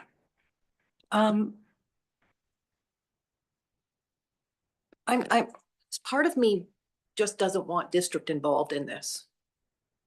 I know it's part of the road situation, but if something was to move forward, I just wonder that we could maybe do this more efficiently. It isn't very much space. Like literally, there's driveways in between. There's not very much there, and so that I couldn't support it to going to district because it is a small ask. It's a large amount of money. I'm just wondering, I'm going to look at Mr. Burry and say, could we do it cheaper? Just wondering. So I have to ask those questions. So without, I think staff have outlined in the, their opinion on the cost of it. I think it's about if it's a priority to do this, and that the option that staff, I think I'm reading this correctly, is that they're suggesting that we could look to ask from the Active Transportation Fund at the district to help fund the initiative. So I think the first thing is this an initiative that we would want to be undertaking, which is a new multi-use trail that links District Road 169 off the road platform to the Bala Sports Park. So they've outlined what the cost is associated to do so. It's currently not in our 10-year capital plan. So that would be a new kind of trail linkage. And I think the recommendation, and Mr. Salko, please tell me if I'm capturing this correctly as well, is that the first step should be good, and they think it would be a possible viable option to be funded through the district's Active Transportation Fund. So the recommendation today isn't about us at the township funding this necessarily. It's the idea of going now with a program for a new trail to the district Active Transportation Fund. Is that correct? Yes, if I could, yeah. The report is that the first decision point is this is priority for to initiate this now. And if it is, there is this opportunity to apply for district funding to fund a multi-use trail. So summarize it. Yeah. Exactly. Okay. Thank you. I see Mayor Kelley, and then Councillor Roberts, and then Councillor Edwards. Thank you, and through you. I guess I'm a little ambivalent about whether this is really a necessary expense when I hear people who know and use the facility and understand the layout in the neighborhood better than I do suggest that it's not money well spent. But I can tell you that Active Transportation Fund is 40% our money. And to the extent this is an opportunity for us to spend it in this township, I think it's a great solution. I think it's an elegant solution to finding a way to fund it. But I'll defer to others on whether this is actually a useful, I really don't have any perspective on whether this is something that's really a necessary or high priority use of any funds. Okay, thank you. Councillor Roberts, Edwards, and then Nishikawa. And then Councillor Ken. Thank you, Madam Chair. I would like to know, I've heard Councillor Nishikawa bring it up. What is our ask currently without this on the active transportation? Because we had, I'm just assuming that we had established some sort of ask. So what is it? For this specific ask? No, today? not specific ask. There's an active transportation ask that Councillor Nishikawa referred to. Okay, So Councillor Nishikawa? So some of you might have remembered back in about 2019 or something in that range, that I had brought forward a request for an active transportation link between Muskoka Lakes and Gravenhurst. So active transportation, that fund has, as described to me over the years, was the ability to link communities to communities. So, for example, and the steps that we had to do to some of the things that the Parks and Trails Committee was engaged with over the years was the fact that you had to link, for example, in Ward A, you had to link Walker's Point to Torrance before you could link Torrance to Bala. And those steps all have to take place. And so, again, we were looking at a plan of, and we've already established some of those trails. We already did. But my concern is that the ask of trying to connect Muskoka Lakes to Bala, or even any other project, we're going to use our opportunity for this fund. And there's not very much money left in this fund, but we're going to use our opportunity for this short-lived little part that would take away any other opportunity from us. And that concerns me because we have brought forward opportunities. I understand staff changeover and things like that, but we have brought forward opportunities, and I think we should allow some of those to be heard. And I will tell you, the director of Public Works or Engineering in at the district, as well as Chair Lehman, are very aware of this, as well as councillors from Gravenhurst. Okay, thank you. Councillor Edwards, Councillor Kent. Even though it's a small project, I echo what the mayor said, that, you know, we're spending a lot of money in the district and we're not getting much out of it. So if it was district funding doing it, I would support it. I wouldn't support township doing it on their own. Thank you. Okay, thank you. Councillor Kent? I guess I don't, thank you, by the way, Chair Mazan, don't really understand how this particular little project, I know it's big dollars, little project, got put to the forefront of the list. I think the right answer would be to go back quickly to see if we can come up with something more useful to try to tap into the fund, or broader use within the scope of the Parks and Trails priorities to apply for the money. We should have probably thought about that when the money first became available. But the history is, how did this get to the top of the list that we're hearing about it today? Okay, question. It's a good question. Thank you, Mr. Sopko. So through you, this report that we're discussing right now, it was through a delegation at the August 2024 committee meeting. Staff was requested to look into options and cost estimates. Through that process, the active transportation idea was floated and considered as a possible funding option to present the committee for consideration.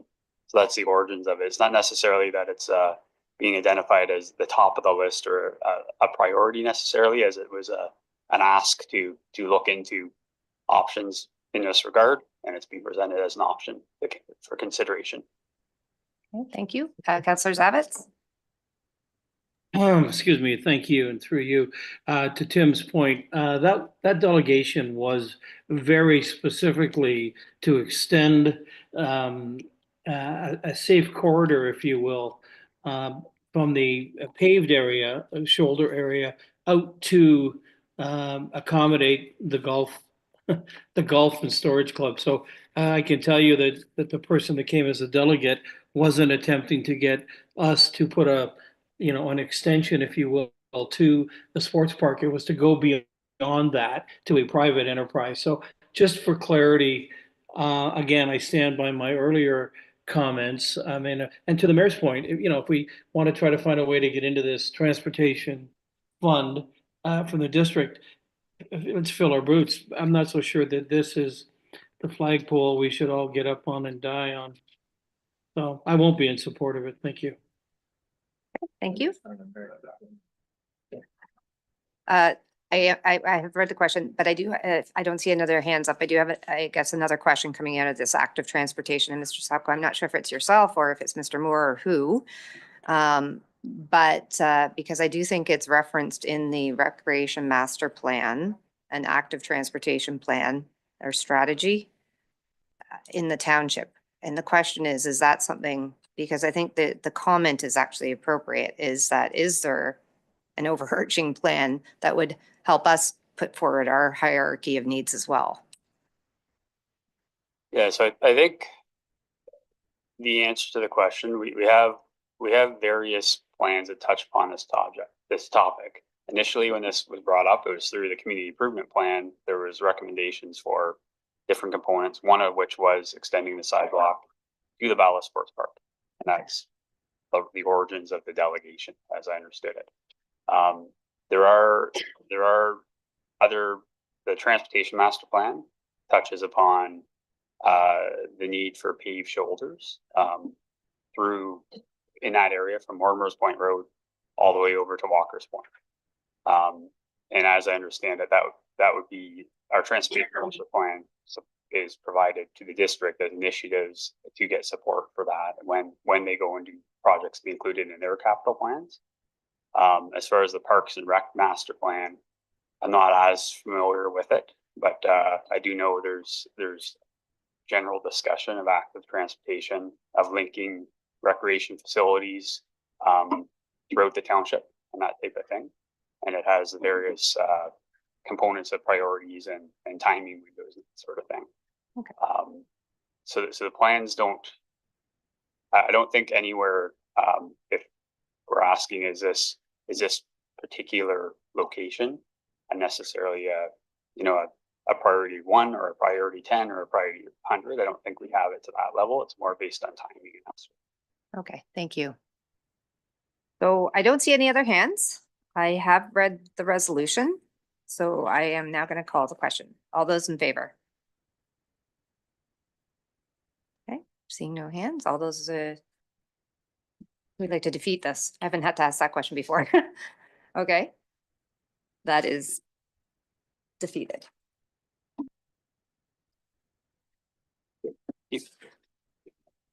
Yeah. Well, best use of funds.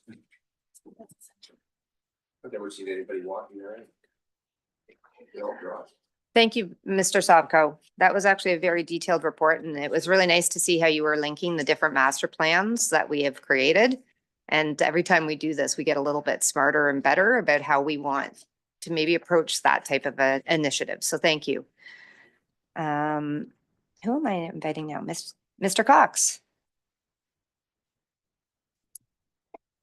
Welcome. Morning, Madam Chair and members of the committee. My first report this morning concerns the forthcoming update of the economic development strategy.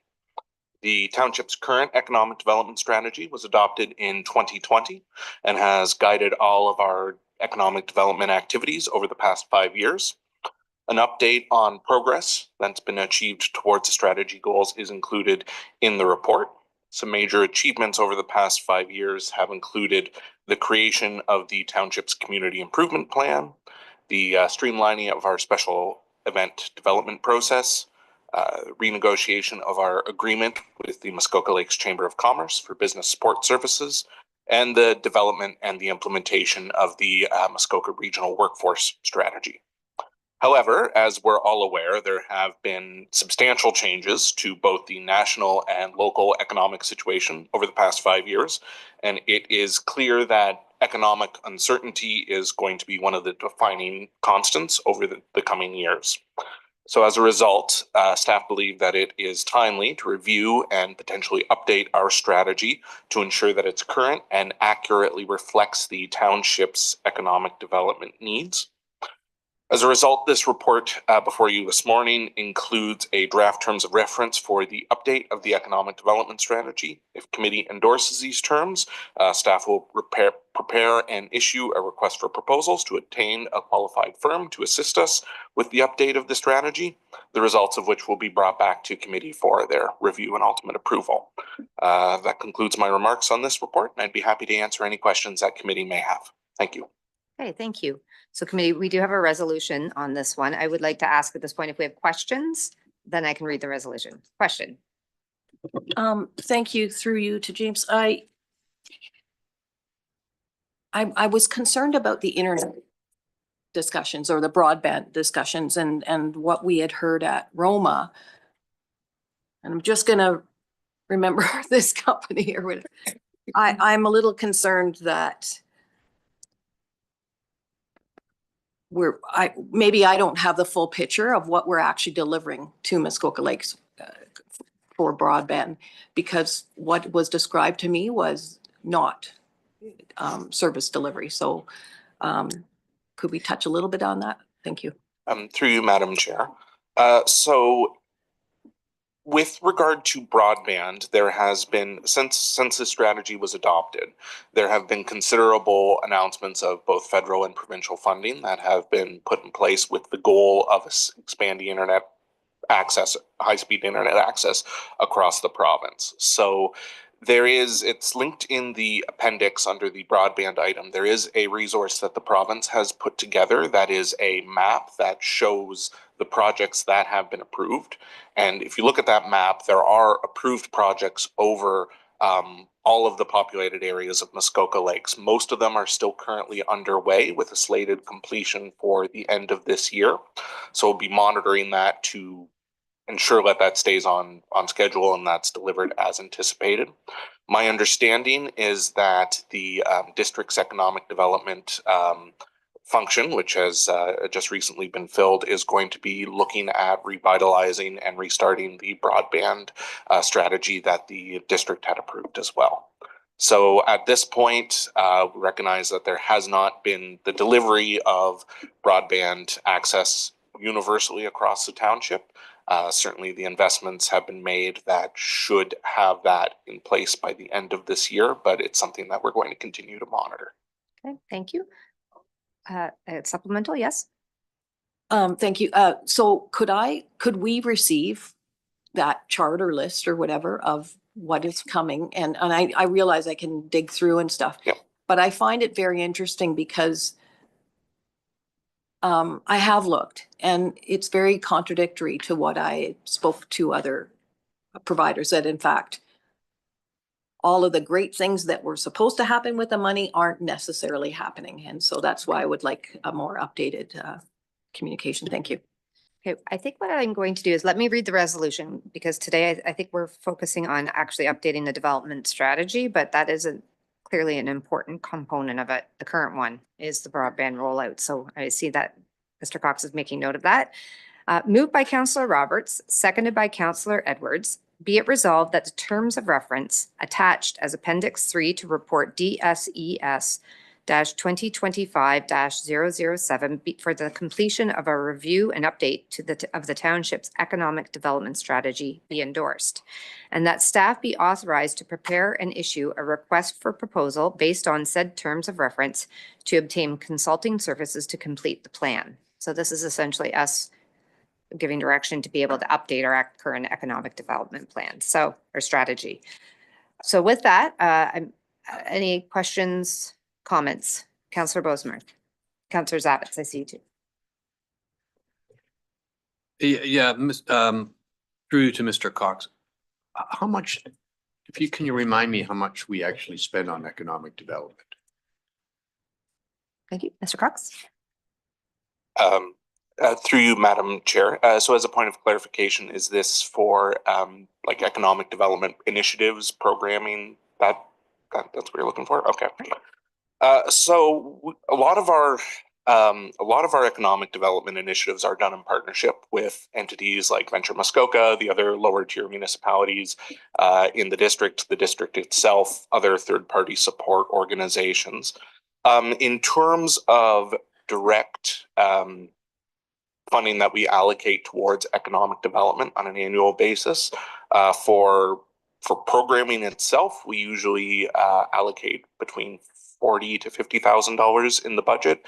That includes things like advertising, specific programs where we may have to make a contribution to a regional group like Venture Muskoka, our share of the workforce implementation strategy, things like that. Now that does not include funding that's allocated for the community improvement plan, which is administered by economic development, but is budgeted for separately. Thank you. Councillor Zavitz. Thank you, and through you. James, a question for you, sir. And please take this the right way. So I read in your next steps on your report, the economic environment has changed significantly in recent years. And then it goes on in the second paragraph to see your recommendation for 2025 to 2029 economic development strategy. Now, one would ask you the question, you're the expert on this. What thought process did you go through to arrive at a 4-year economic development plan when we're staring down the throat of tariffs and all the changes that are expected to happen economically in our world? Can you speak to that in terms of the longevity of what you're suggesting? You must have a lot of things built into it to allow you to pivot. Question. Thank you. Okay, thank you. Through you, Madam Chair, and thank you for the question. I think that's a very, very good point. 4 years is generally considered, I think, to be the optimal amount of lifespan for a strategy, because it allows enough time to actually implement major projects that have been identified and ensure that they're up and running and functioning properly. Having said that, as the councillor noted, our current situation is extremely uncertain, and we recognize that that is going to be the case for years to come. And it's unclear as to what that's actually going to look like. So I think one of our priorities in developing this strategy is going to be finding initiatives and projects that we can take on that will help our business community live with that uncertainty, help them plan for how to deal with that uncertainty, do things like, reassess their supply chains, look at how they are marketing themselves, what markets they are looking at in investing in, things like that. So we recognize that uncertainty is going to be a constant, and our intention is to design a strategy that's flexible enough to help us and our business community adapt to that uncertainty, because we don't specifically know what's going to happen next week, let alone in 4 years' time. Okay, thank you. Okay, so I've read the resolution. Are there any other questions or comments? Okay, seeing none, I'll call the question. All those in favor? Okay, all those opposed? Okay, that carries. Thank you, Mr. Cox.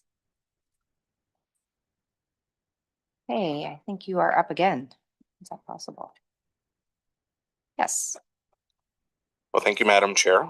So my second report this morning concerns the proposed memorandum of understanding between the township and the Muskoka Lake Snow Trails Association relating to their request for an operating grant from the township this year.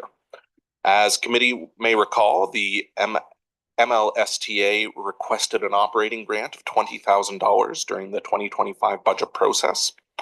Funds to meet this request were included in the approved budget. As per the township's grants policy, any organization requesting an operating grant is required to enter into or be in good standing of a current memorandum of understanding prior to receiving funding. The draft memorandum of understanding is presented in this report, and it's attached as the appendix to the report. The Snow Trails Association has indicated to the township that they intend to use the funding to build a structure to house and repair their trail grooming and maintenance equipment. The terms of the draft MOU limit the use of their grant funds to the construction of an outdoor storage structure for the Snow Trails Association equipment, to infrastructure repairs and trail improvements, and to equipment purchases directly related to the creation and maintenance of the Snow Trails network. And all these eligible activities are geographically limited to take place within the boundaries of the Township of Muskoka Lakes. Should committee approve the proposed MOU, payment would be made to the Snow Trails Association as per the township's grants policy.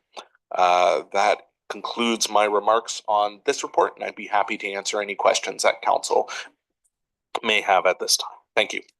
Okay, committee, I do have a resolution on this one as well. So I think what I will do is I'm going to read the resolution and then take questions and comments together, okay, for just this specific one. Moved by Councillor Burry, seconded by Councillor Nishikawa. Be it resolved that the mayor and clerk be authorized to sign a memorandum of understanding, an MOU, with the Muskoka Lakes Snow Trails Association, the MLSTA, regarding an operating grant for the year 2025, substantially in the form attached as Appendix 1 to report DSES-2025-008. So are there any questions or comments on this particular item? Thank you, Councillor Bosemarth. Thank you, and through you, if we approve this today, what will be the timing for the club to receive the funds? Thank you. Through you, Madam Chair. So if committee approves the MOU today, it would be endorsed at council next month as per usual practice, and at which point we would reach out to them to begin the distribution of the funds. Okay. Thank you. Are there any other questions or comments? Councillor Nishikawa, Councillor Zavitz. Thank you. I'm going to say to you, because I'm not sure who would have the answer, but I tried to look for this, but where is this being built? And will it be available to other users, I guess, is down the road? Like if this particular group folds or the executive leave and there's a new executive, all of those kind of things. I just wanted to know that this money would be seen somewhere. Okay, thank you. I think there's two questions in there. First, where is it? And second, this asset, how do we protect that? So through you, Madam Chair, my understanding from the Snow Trails Association is that their first choice is to build this structure on land that they lease from the District of Muskoka. It is along Muskoka Road 169, I believe, by the intersection with Acton Island Road.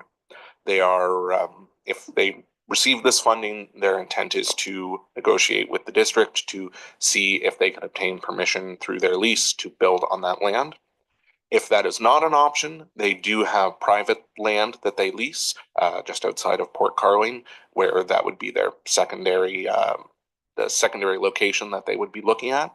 I do not believe that it is their intent to have this structure open and available for users outside of the Snow Trails Association, but I would have to reach out to them to confirm that.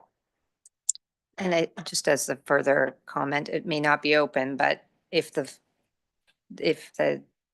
this an asset that is now owned by them or by the township?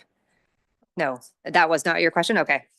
Yes, of course. Yep. Sorry, no, I was more concerned, not that the public could use it at all.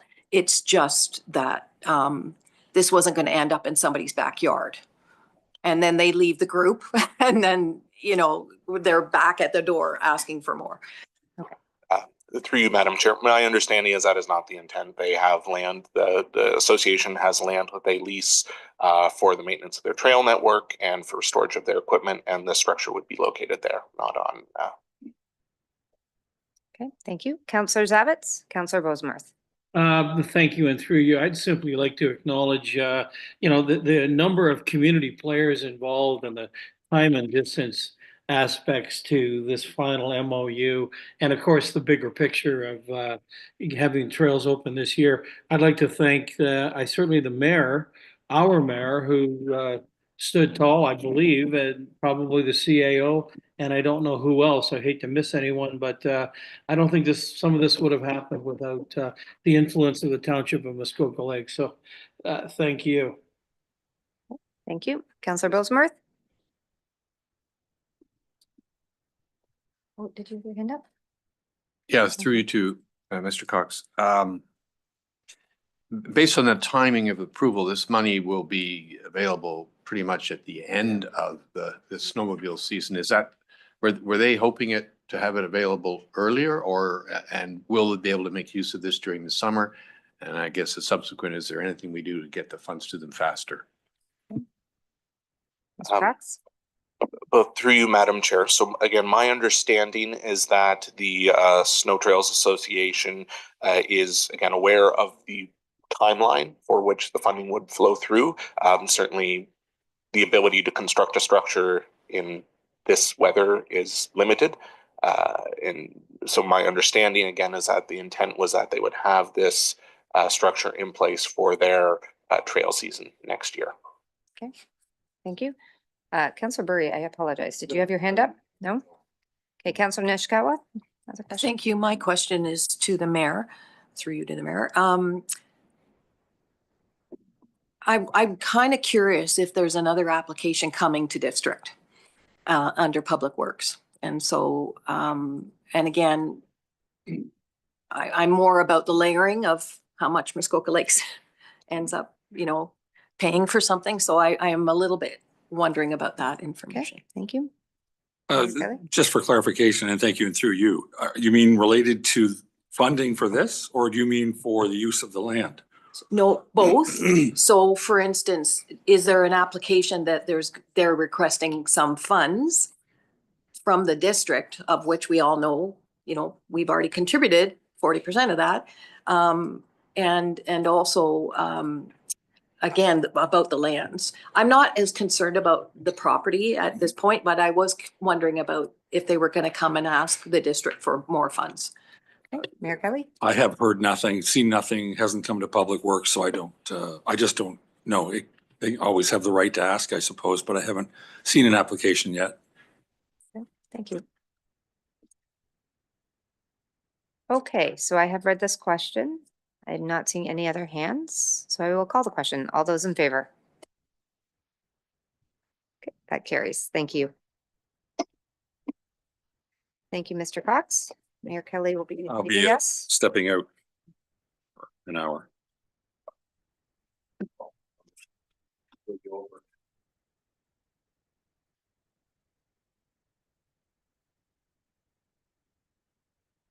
Okay, Mr. Cox. Thank you, Madam Chair. So my final report this morning details a request that the township has received from the District of Muskoka's IDEA Advisory Group to create the next installment of their Muskoka Community Mural Program here in Muskoka Lakes. As detailed in my report, the IAG is requesting that the township allow the mural to be painted on the southwestern side of the Port Carling Community Center, and that the mural would be donated to the township upon completion. This report is being brought forward to seek council's direction on whether they wish to participate in the community mural program, and if so, whether the requested location is deemed appropriate. As per the township's public art policy, if council endorses this request, staff will work with the district and the artist to develop a design concept and terms of agreement, which will then be brought back to council for review and approval. Examples of the previously completed murals in the series, which are located in Bracebridge and in Gravenhurst, can be found in my report for reference. The report also includes some alternatives for council's consideration, including endorsing the project in principle, but directing staff to find an alternate location, or or declining to participate in the program altogether. That concludes my remarks, and I would be happy to answer any questions that committee may have at this time. Thank you. Okay, thank you. Committee, do you have questions? Councillor Burry. Yeah, through you. What's the cost? What's the total budget? I know we already fund 40% of the district, but what's the district budget for this? So, through you, Madam Chair, information I've received from district staff has indicated they have budgeted $15,000 for the completion of this mural, which has been budgeted by the district, and then upon donation to the township, there would be minimal ongoing maintenance costs to a township. Okay, Councillor Burry. Supplemental, when the mural went up on the Emporium building, it was also said that it'd be minimal maintenance cost to the township, but I think we've found out otherwise. So ongoing maintenance is an issue always. I'm having a really tough time with this one.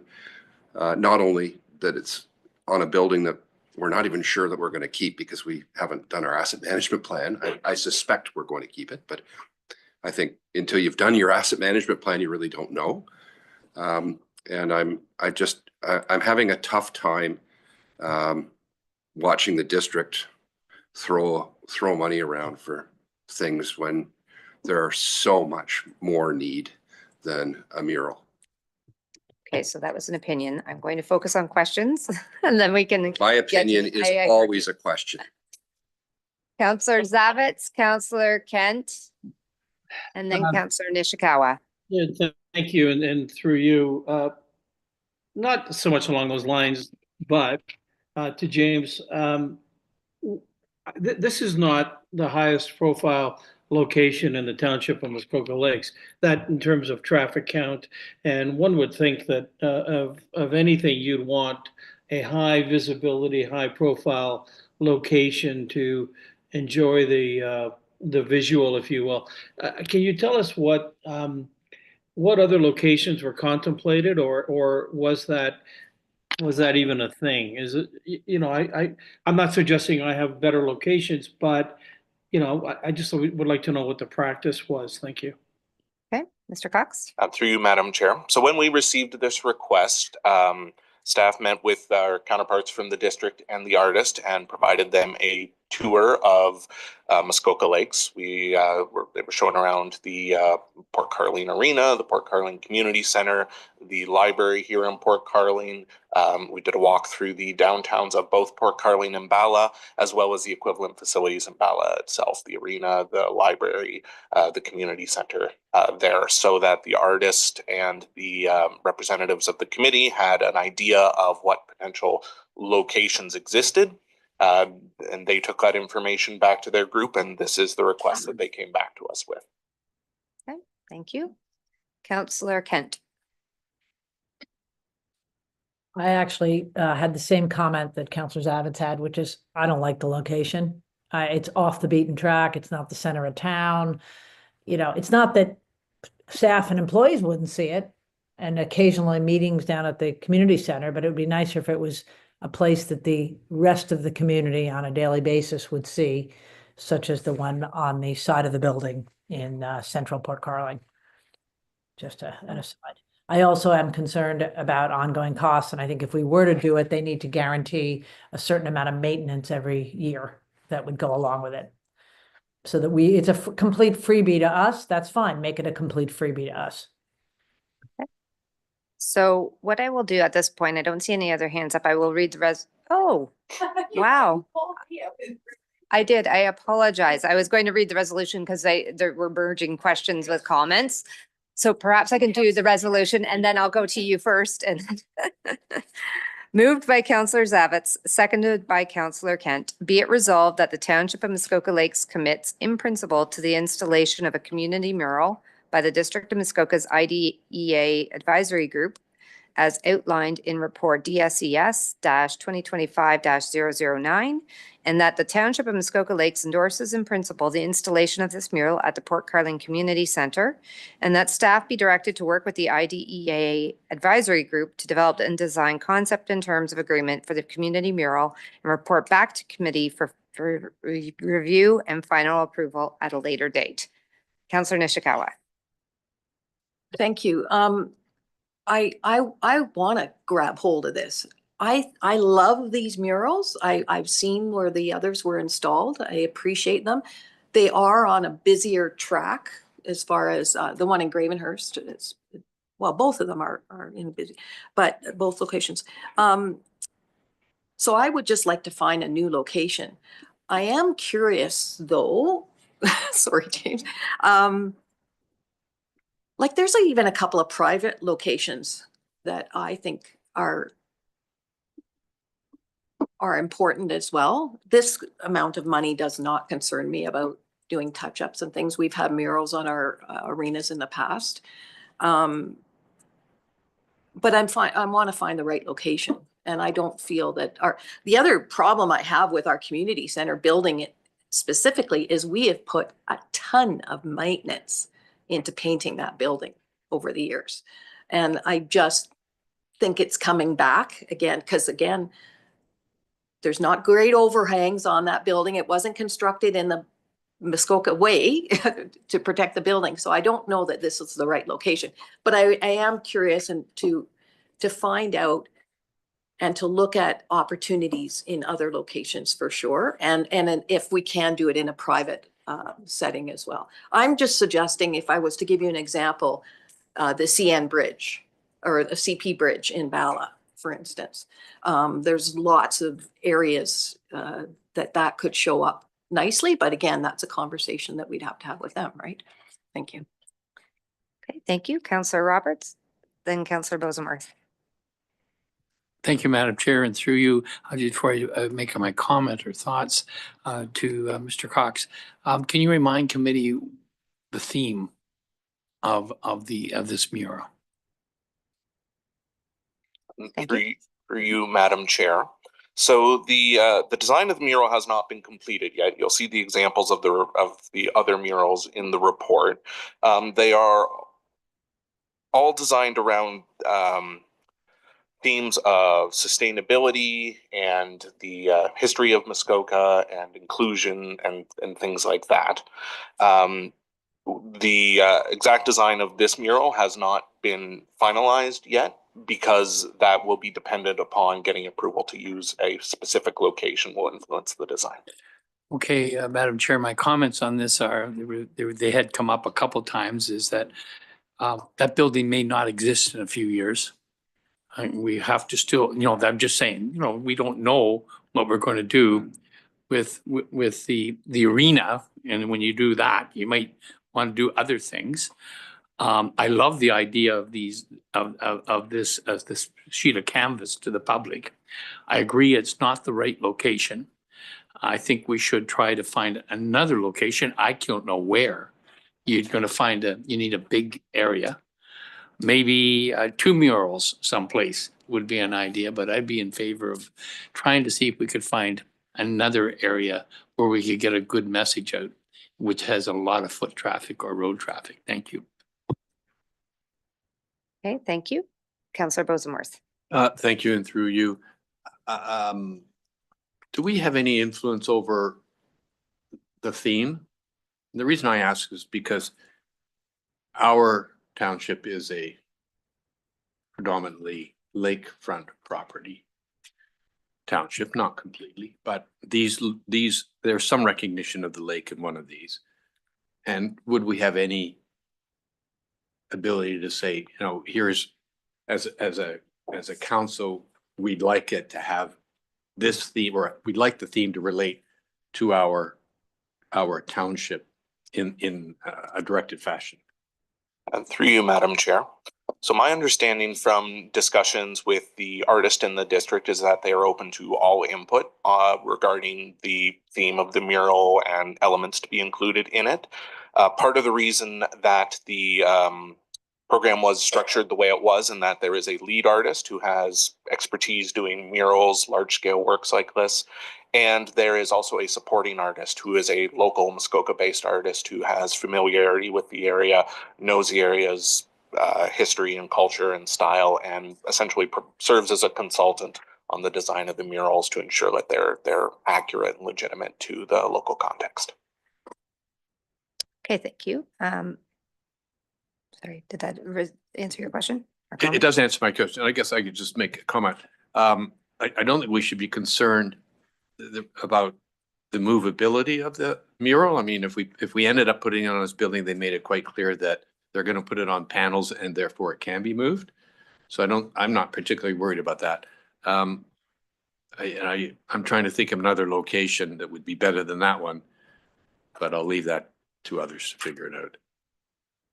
So thank you. And I don't see any other hands. So I think I'm sensing that there's, an opportunity is here. We're not quite sure what to do with it. So it probably requires a little bit more exploration before we're completely comfortable with the concept of these.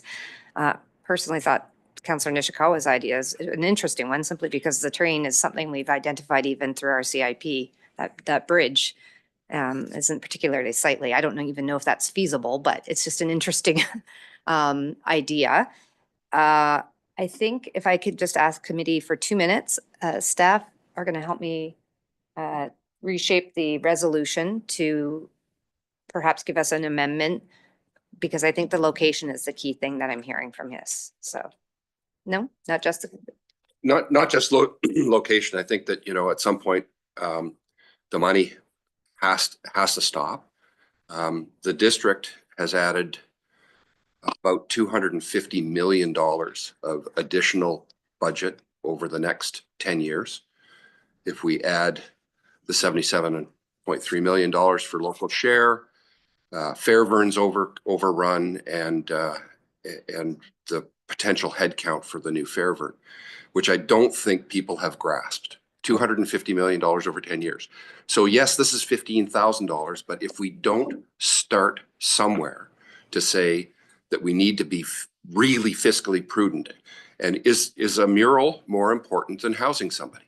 Is a mural more important than feeding somebody? And those are questions that I have a very difficult time with, given that we can look out and see the beauty of Muskoka, not a mural. okay. So we all get to exercise our vote. I'm just trying to shape the resolution. Councillor Edwards and Councillor Zavitz.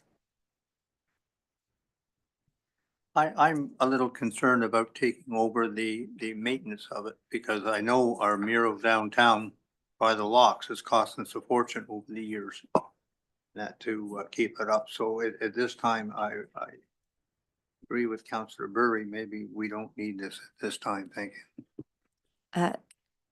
Mr. Cox? Thank you, Madam Chair. Through you. So on the maintenance costs piece, this is a question that staff had for the district as well on this. We've been assured by the artist and the idea group that the top coating product that's used on the mural should protect it from vandalism, damage, things like that. The 2 murals that have been completed already, one of them is external, one of them is internal. They have both not needed to be maintained at all since they were created. There was a graffiti incident in Gravenhurst, which was able to be removed just with soap and water. So it is definitely a matter of concern for staff as well, but it's something that we're working with the district on trying to put the parameters around. Okay, thank you. Councillor Zavitz, perhaps last comment here. Well, thank you. And through you, to Councillor Burry's point, I would be supportive of additional discussion amongst this group were we to turn down the request based on a particular reason, and the reasons that expressed by Councillor Burry, hold some weight with me. Is this significant enough for the Township of Muskoka Lakes to make that point, is my question. And perhaps we need some more discussion on that before we we vote to accept it, but we don't like the location. Maybe we need to talk more fundamentally about, you know, if we, I hate to use the word refuse it, but if we turn it down, what are the reasons for that? And can we make political mileage or at least our point to the other members of the District of Muskoka? Thank you. Thank you very much for your comments. Just if I could just have a moment, please.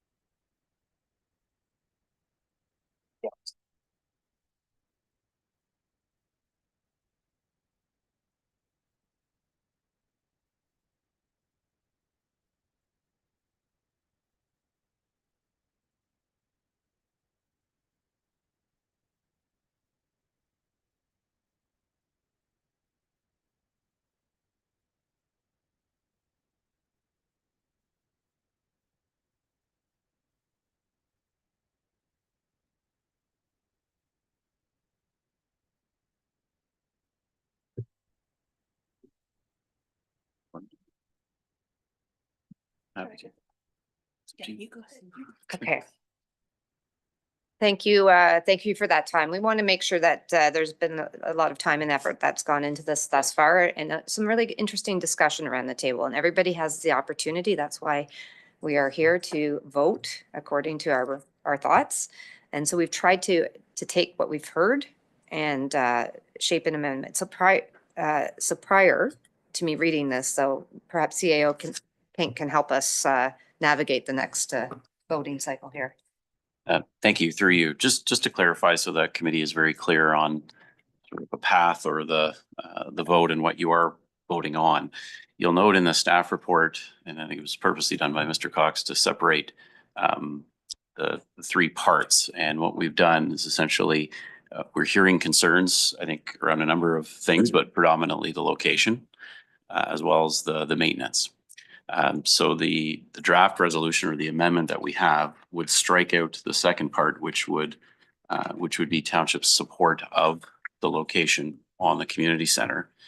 And it would be a combination in the third paragraph to direct staff to work with the IDEA advisory group on a number of things, including the location and a consideration of potentially utilizing private lands, and to look at developing the design concept and the terms of the agreement, as well as district coverage for ongoing maintenance costs, and reporting back to committee for final consideration. So should committee not be interested at all, obviously in the mural, and we've heard some members voice that opinion, I would recommend that you vote against this and the project would cease. Should you be supportive of at least considering the installation of a mural, staff would report back, and the way this is worded, it would be a commitment in principle. So I don't believe the township would be formally committing to anything, or there wouldn't be a firm obligation to support whatever does come back to you. But I would caution that I think there will be an extensive amount of staff time and resources, both Mr. Cox and the township team and the district team, in developing and responding to all these inquiries and doing more site visits, et cetera. So again, if there is, I think, general concern or reluctance to support the project, I would suggest that it likely be best to have that now known, as opposed to the alternative plan of receiving more feedback if your intention is to turn it down all along. But again, ultimately, if you're supportive of the idea, staff's happy to investigate further and we will report back on those matters. Alternatively, it can be defeated at this time and Mr. Cox will deliver that message to the district. Hope that helps clarify, but I'm available to answer any questions. It helped me, so thank you. So committee, what I will do is I will read the amendment as just mentioned by CAO Pink. We will vote on this and then we would go back to the main motion. So moved by Councillor Nishikawa, seconded by Councillor Roberts. Be it resolved that the resolution be amended to strike out the second and third paragraphs and replace it with the following. And that staff be directed to work with the IDEA advisory group in an effort to propose alternative location options, including the potential of utilizing private lands, and to develop the design concept and terms of agreement, including the district coverage for ongoing maintenance costs for the community mural, and report back to committee for final consideration. Are there any other questions or comments? Councillor Bosemarth. Thank you. I'm not worried about the cost of the maintenance of this. Staff has made it very clear. We've already had some experience on it. If you can clean off graffiti, which is something I hadn't even thought of, surely you can power wash this thing every once in a while. That doesn't concern me. I also am not concerned about Councillor Burry's point. I agree with him.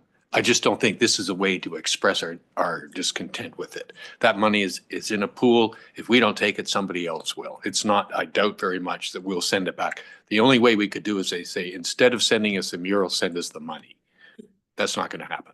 So I think we should take the opportunity. I think murals are a wonderful addition in our community. And I just wanted to be clarified that the resolution does allow us to give some input on the theme. Yes. Okay, thank you. So and final point, I think we should make a very strong commitment here because it's be very unfair to have staff run around do it. And then us come back and say for the cost, which frankly is not very much and free to us, we should make a strong commitment here because staff is going to work on it. Thank you.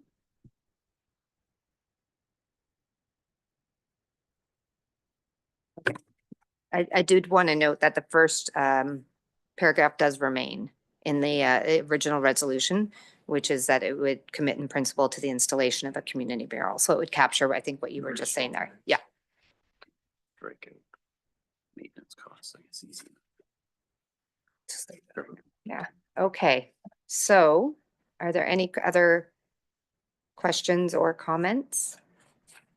Okay, so I've read the amendment, so let's vote on that first then. I will call the question. All those in favor? Okay. 1, 2, 3, 4, 5. So that carries. All those opposed? Okay, thank you. Oh, wait, David, we have to just do as the amendment, as amended. And so now I say, we are now going to vote on the main motion as amended. All those in favor? Okay, all those opposed? Okay, that carries. Thank you. Thank you, Mr. Cox. Good discussion again. Okay, we are now moving on to,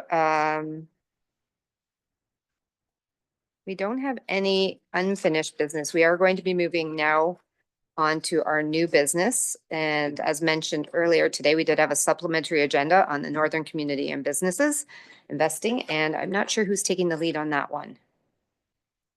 Is that Mr. Cox? Okay. Under new business, would you like to give us an update? Thank you. Yes, thank you, Madam Chair. So as committee is likely aware, there has been a recent announcement that that Muskoka is now going to be included in the service area for the Northern Ontario Heritage Fund Corporation, also known as NOHFC. NOHFC is a provincial agency that is tasked with doing community and economic development in Northern Ontario. And in order to do that, they have a number of support programs and a number of grants that are available both to private businesses and also to municipalities. So for private businesses, there's money that is available for research and development, for business expansion, for business relocation, and some hiring funds as well. For municipalities, there are grant funds that are available for community centers, for infrastructure upgrades, and also for some hiring expenses as well. So this is going to open up quite a number of new funding opportunities for both private and community-based projects. So staff have reached out to our counterparts at the Heritage Fund to start some discussions with them. As I'm sure committee is aware, due to the ongoing provincial election, the organization is in caretaker mode right now, so there's not going to be really much action until after the results of the February 27th election.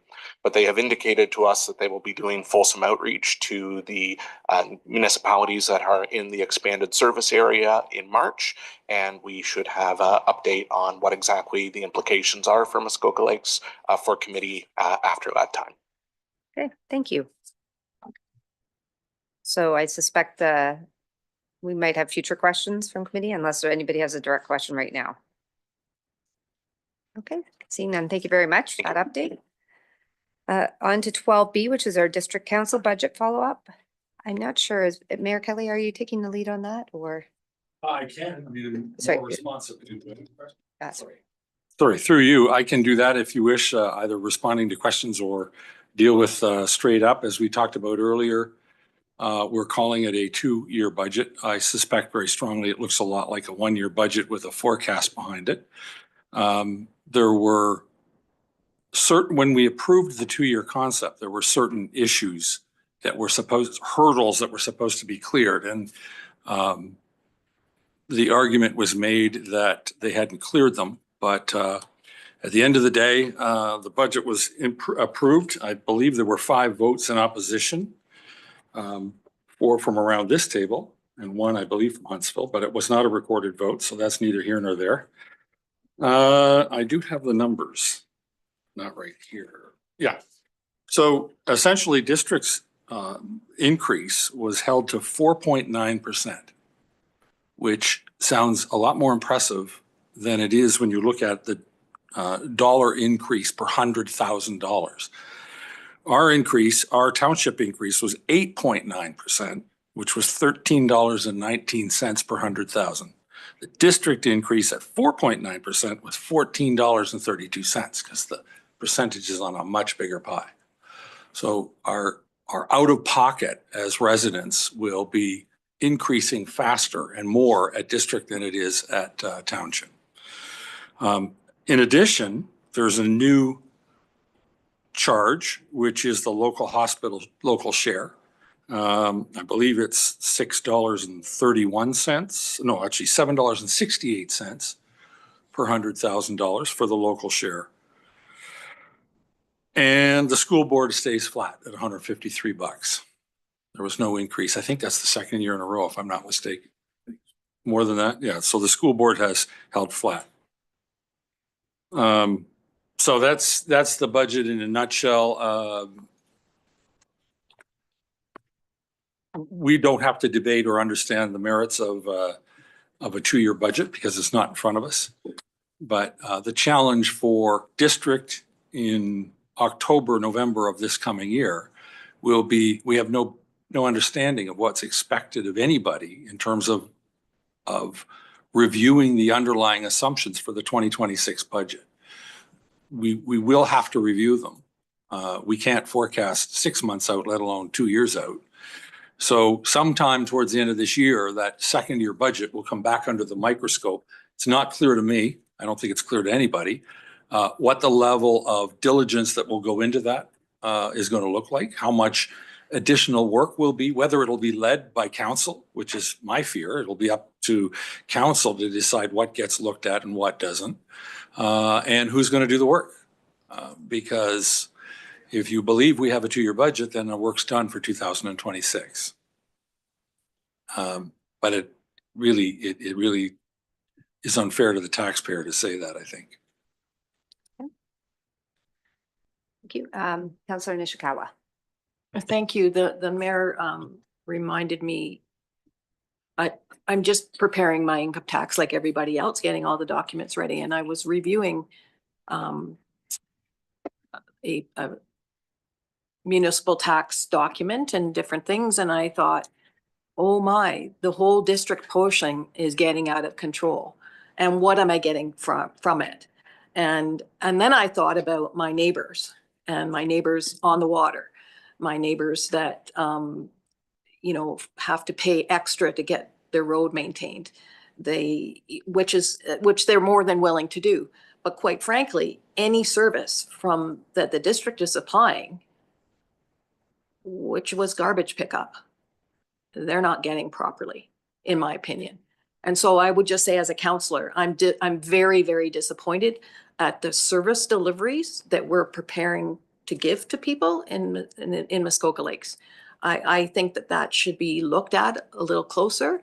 Again, the amount of district dollars that come from this township, and yet we're not going to provide services. We're going to provide the most minimal service you can imagine. And that really concerns me as a councillor. Thank you. Thank you. Mayor Kelley and then Councillor Roberts. And thank you. And through you, mine was actually in response to Councillor Nishikawa. The most important thing you said is what we're not getting anything for it, I think is what you said. The cost is the cost. The question is it create value for the residents of the township of Muskoka Lakes? Are we actually getting a buck's worth of service for a buck's worth of taxes? And I'm not going to, I know how I feel, but that doesn't matter. We're going to dig in. We're going to analyze. We've already started the project. We're going to take service by service, as close an estimate as we can to the value that's delivered to this township, to its residents, versus the cost. The cost, everybody knows. It's obvious. It is what it is. But and Councillor Nishikawa is absolutely right. We need to understand that there's a value equation here where a buck's worth of service comes for a buck's worth of taxation. Thank you. Councillor Roberts.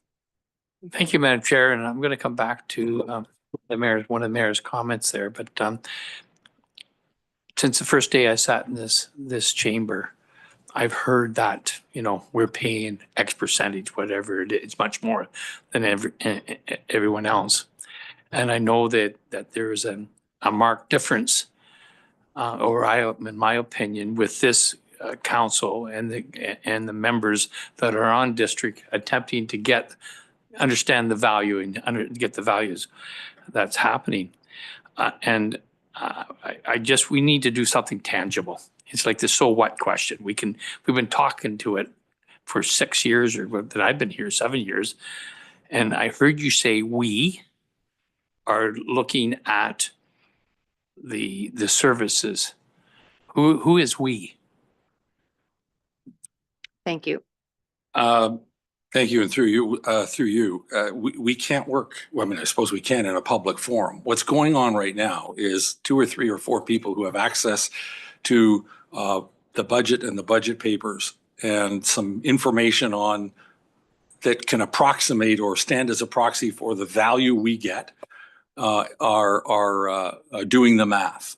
Where it goes, it has to be made public. It has to be either taken back to district council or it starts here as a resolution. I haven't thought that far ahead. I don't know that. But, you know, I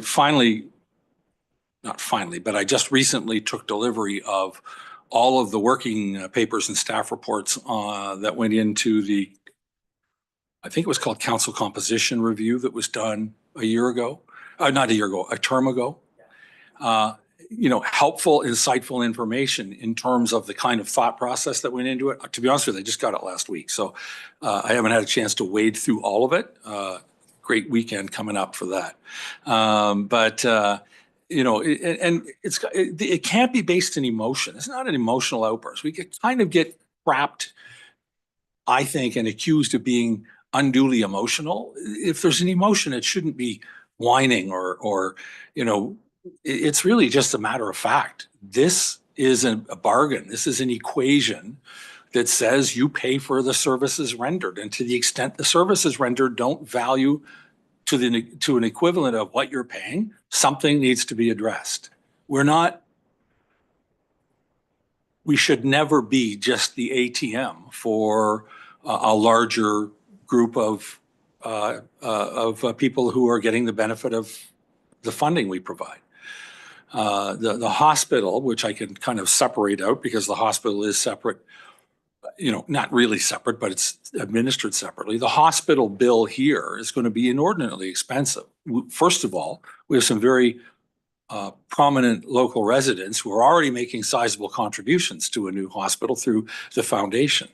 Secondly, we're going to still continue to pay pro rata with the, not pro rata, but you know, tied to the valuation of the assessment that's placed on our property. I don't know if anybody saw it. I did. Don't have it with me, so not even going to try to quote it. But the Township of Muskoka Lakes, came in the first rank of all municipalities, 15,000 and under, for assessment increases last year based on, I guess, building permits primarily. They haven't done the survey yet in terms of the general overall assessment. This is just tied to the action that's originated through here for new builds and renovations. And we just swamped the other, and I'm not saying it because it's great, because actually it's not great. We swamped all of the other lower tier municipalities. Some were 23, 24, 29 on the ranking. What all that does is puts the assessed value of our real estate higher, faster than it's going up in other municipalities. And that means we're going to end up paying incrementally more for the service level or the service that we get. And so, you know, this isn't emotional. This isn't, you know, they always say, well, you can afford it. But that's not the point. Why the hell would anybody pay for it if they aren't getting value for it? It's all value is what it is. Councillor Burry and then Councillor Zavitz. Thank you. I'll try and maybe put a little bit of a different flavor on it and put it into terms that others might more readily grasp. So in the 50 years of the workings of the district, they've never gone back to a base budget. In every place I've ever worked, there's always been go back to a base budget. There's been no reduction of headcount in 50 years. There's been very little, as far as we can tell, changes in jobs. There's been no appetite to entertain a lean process to say, what can we do? Can we do more with what we have? So a small group of us, which is not exclusionary in any way, shape, or form, but a small group of us have decided we're going to go after trying to understand where the base budget is. We're looking at every single service that the district provides, understand how it works. We're going to try and benchmark it against other municipalities, which may mean there's 2 levels of planning. How many other 2 tiers have 2 tiers of planning? How many have over the last 10 years changed that model? Where are models changing? Where are the models changing in roads? Again, we have 3 tiers of government on our roads. We've got the provincial government with 11 and 400. We've got the district and the township. And quite frankly, we as the most informed of the municipalities have trouble discerning what's a district road and what's a township road. So I'll confess, I'm involved, and at least one other person at the table has said that they'll be involved, and they can speak for themselves. But we're gonna go at the budget and try and understand where all of the pieces are, which will include benchmarking service delivery on long-term care. Should the municipality be delivering the long-term care, or should it be outsourced? Because 85% of municipalities do that. They own the long-term care facility, but they outsource it. So we're gonna look at every piece of data, and as to the mayor says, it's not emotional. This is not an emotional exercise. This is an exercise in trying to determine how do we provide the best value, the best services amongst all of the people in the district, but especially for the folks that we represent in the township of Muskoka Lakes. But that being said, if we take the township of Muskoka Lakes and the town of Huntsville, it's over 60% of the district budget is from those 2 of the underlying. And so how do we provide the services? In some places, IT is done through the district. Well, maybe if we made it a municipal services corporation and the district was not a higher level, it was an equal level, we might be able to pool those resources and provide better value for all 7 municipalities. So as far as I'm concerned, we will leave no rock unturned. We are going to look at every piece. It's why I voted against the mural, because it's $15,000. If we don't start somewhere, we're never going to start. So we're going to start with an unemotional and an unequivocally even-keeled view of the entire district budget and try and understand why there's been no change in 50 years. Okay, thank you. Mayor Kelley? Thank you. Just a quick supplement to that. Because neither one of us have mentioned it. It's not just councillors from this township that are engaged. It's district from a couple of other. I would like to have one from every lower tier. I don't think that's going to happen because some of them have, as much as we have to gain, they have to lose. So, but we have a couple of others who have joined on to work with us too. Okay, Councillor Zavitz? Thank you. Yeah, so considering you 2 don't think it's an emotional topic, I know you both, and it is. This thing is fraught with emotion. The whole notion that we're not getting a good deal. What is a better deal for the township of Muskoka Lakes? 35% instead of 40%? I mean, I had asked Mayor respectfully last month when this came up last month, perhaps a working group could be struck in the township. Now, sounds like through you and Councillor Burry, there's obviously larger things afoot, and so perhaps that isn't necessary. But I myself, after those same 6 years that Councillor Roberts has reflected on, I've been hearing this for 6 years, and I'm not tired of it. I just think it would be fine if we finally did something about it. And I watched your budget meeting and I felt for you 4. Thank you for representing us and the other councillor that voted against the budget. And yet it won in Donald Trump would call a landslide. So at the end of the day, I think the time for action is now, or let's all agree to not talk about this anymore because we're spending a lot of time on this issue and I'm not sure where we're getting. Maybe somebody, one of you two, could share where you think we're going to get to. Okay, I'm just gonna ask CAO Pink just had his hand up, please, and then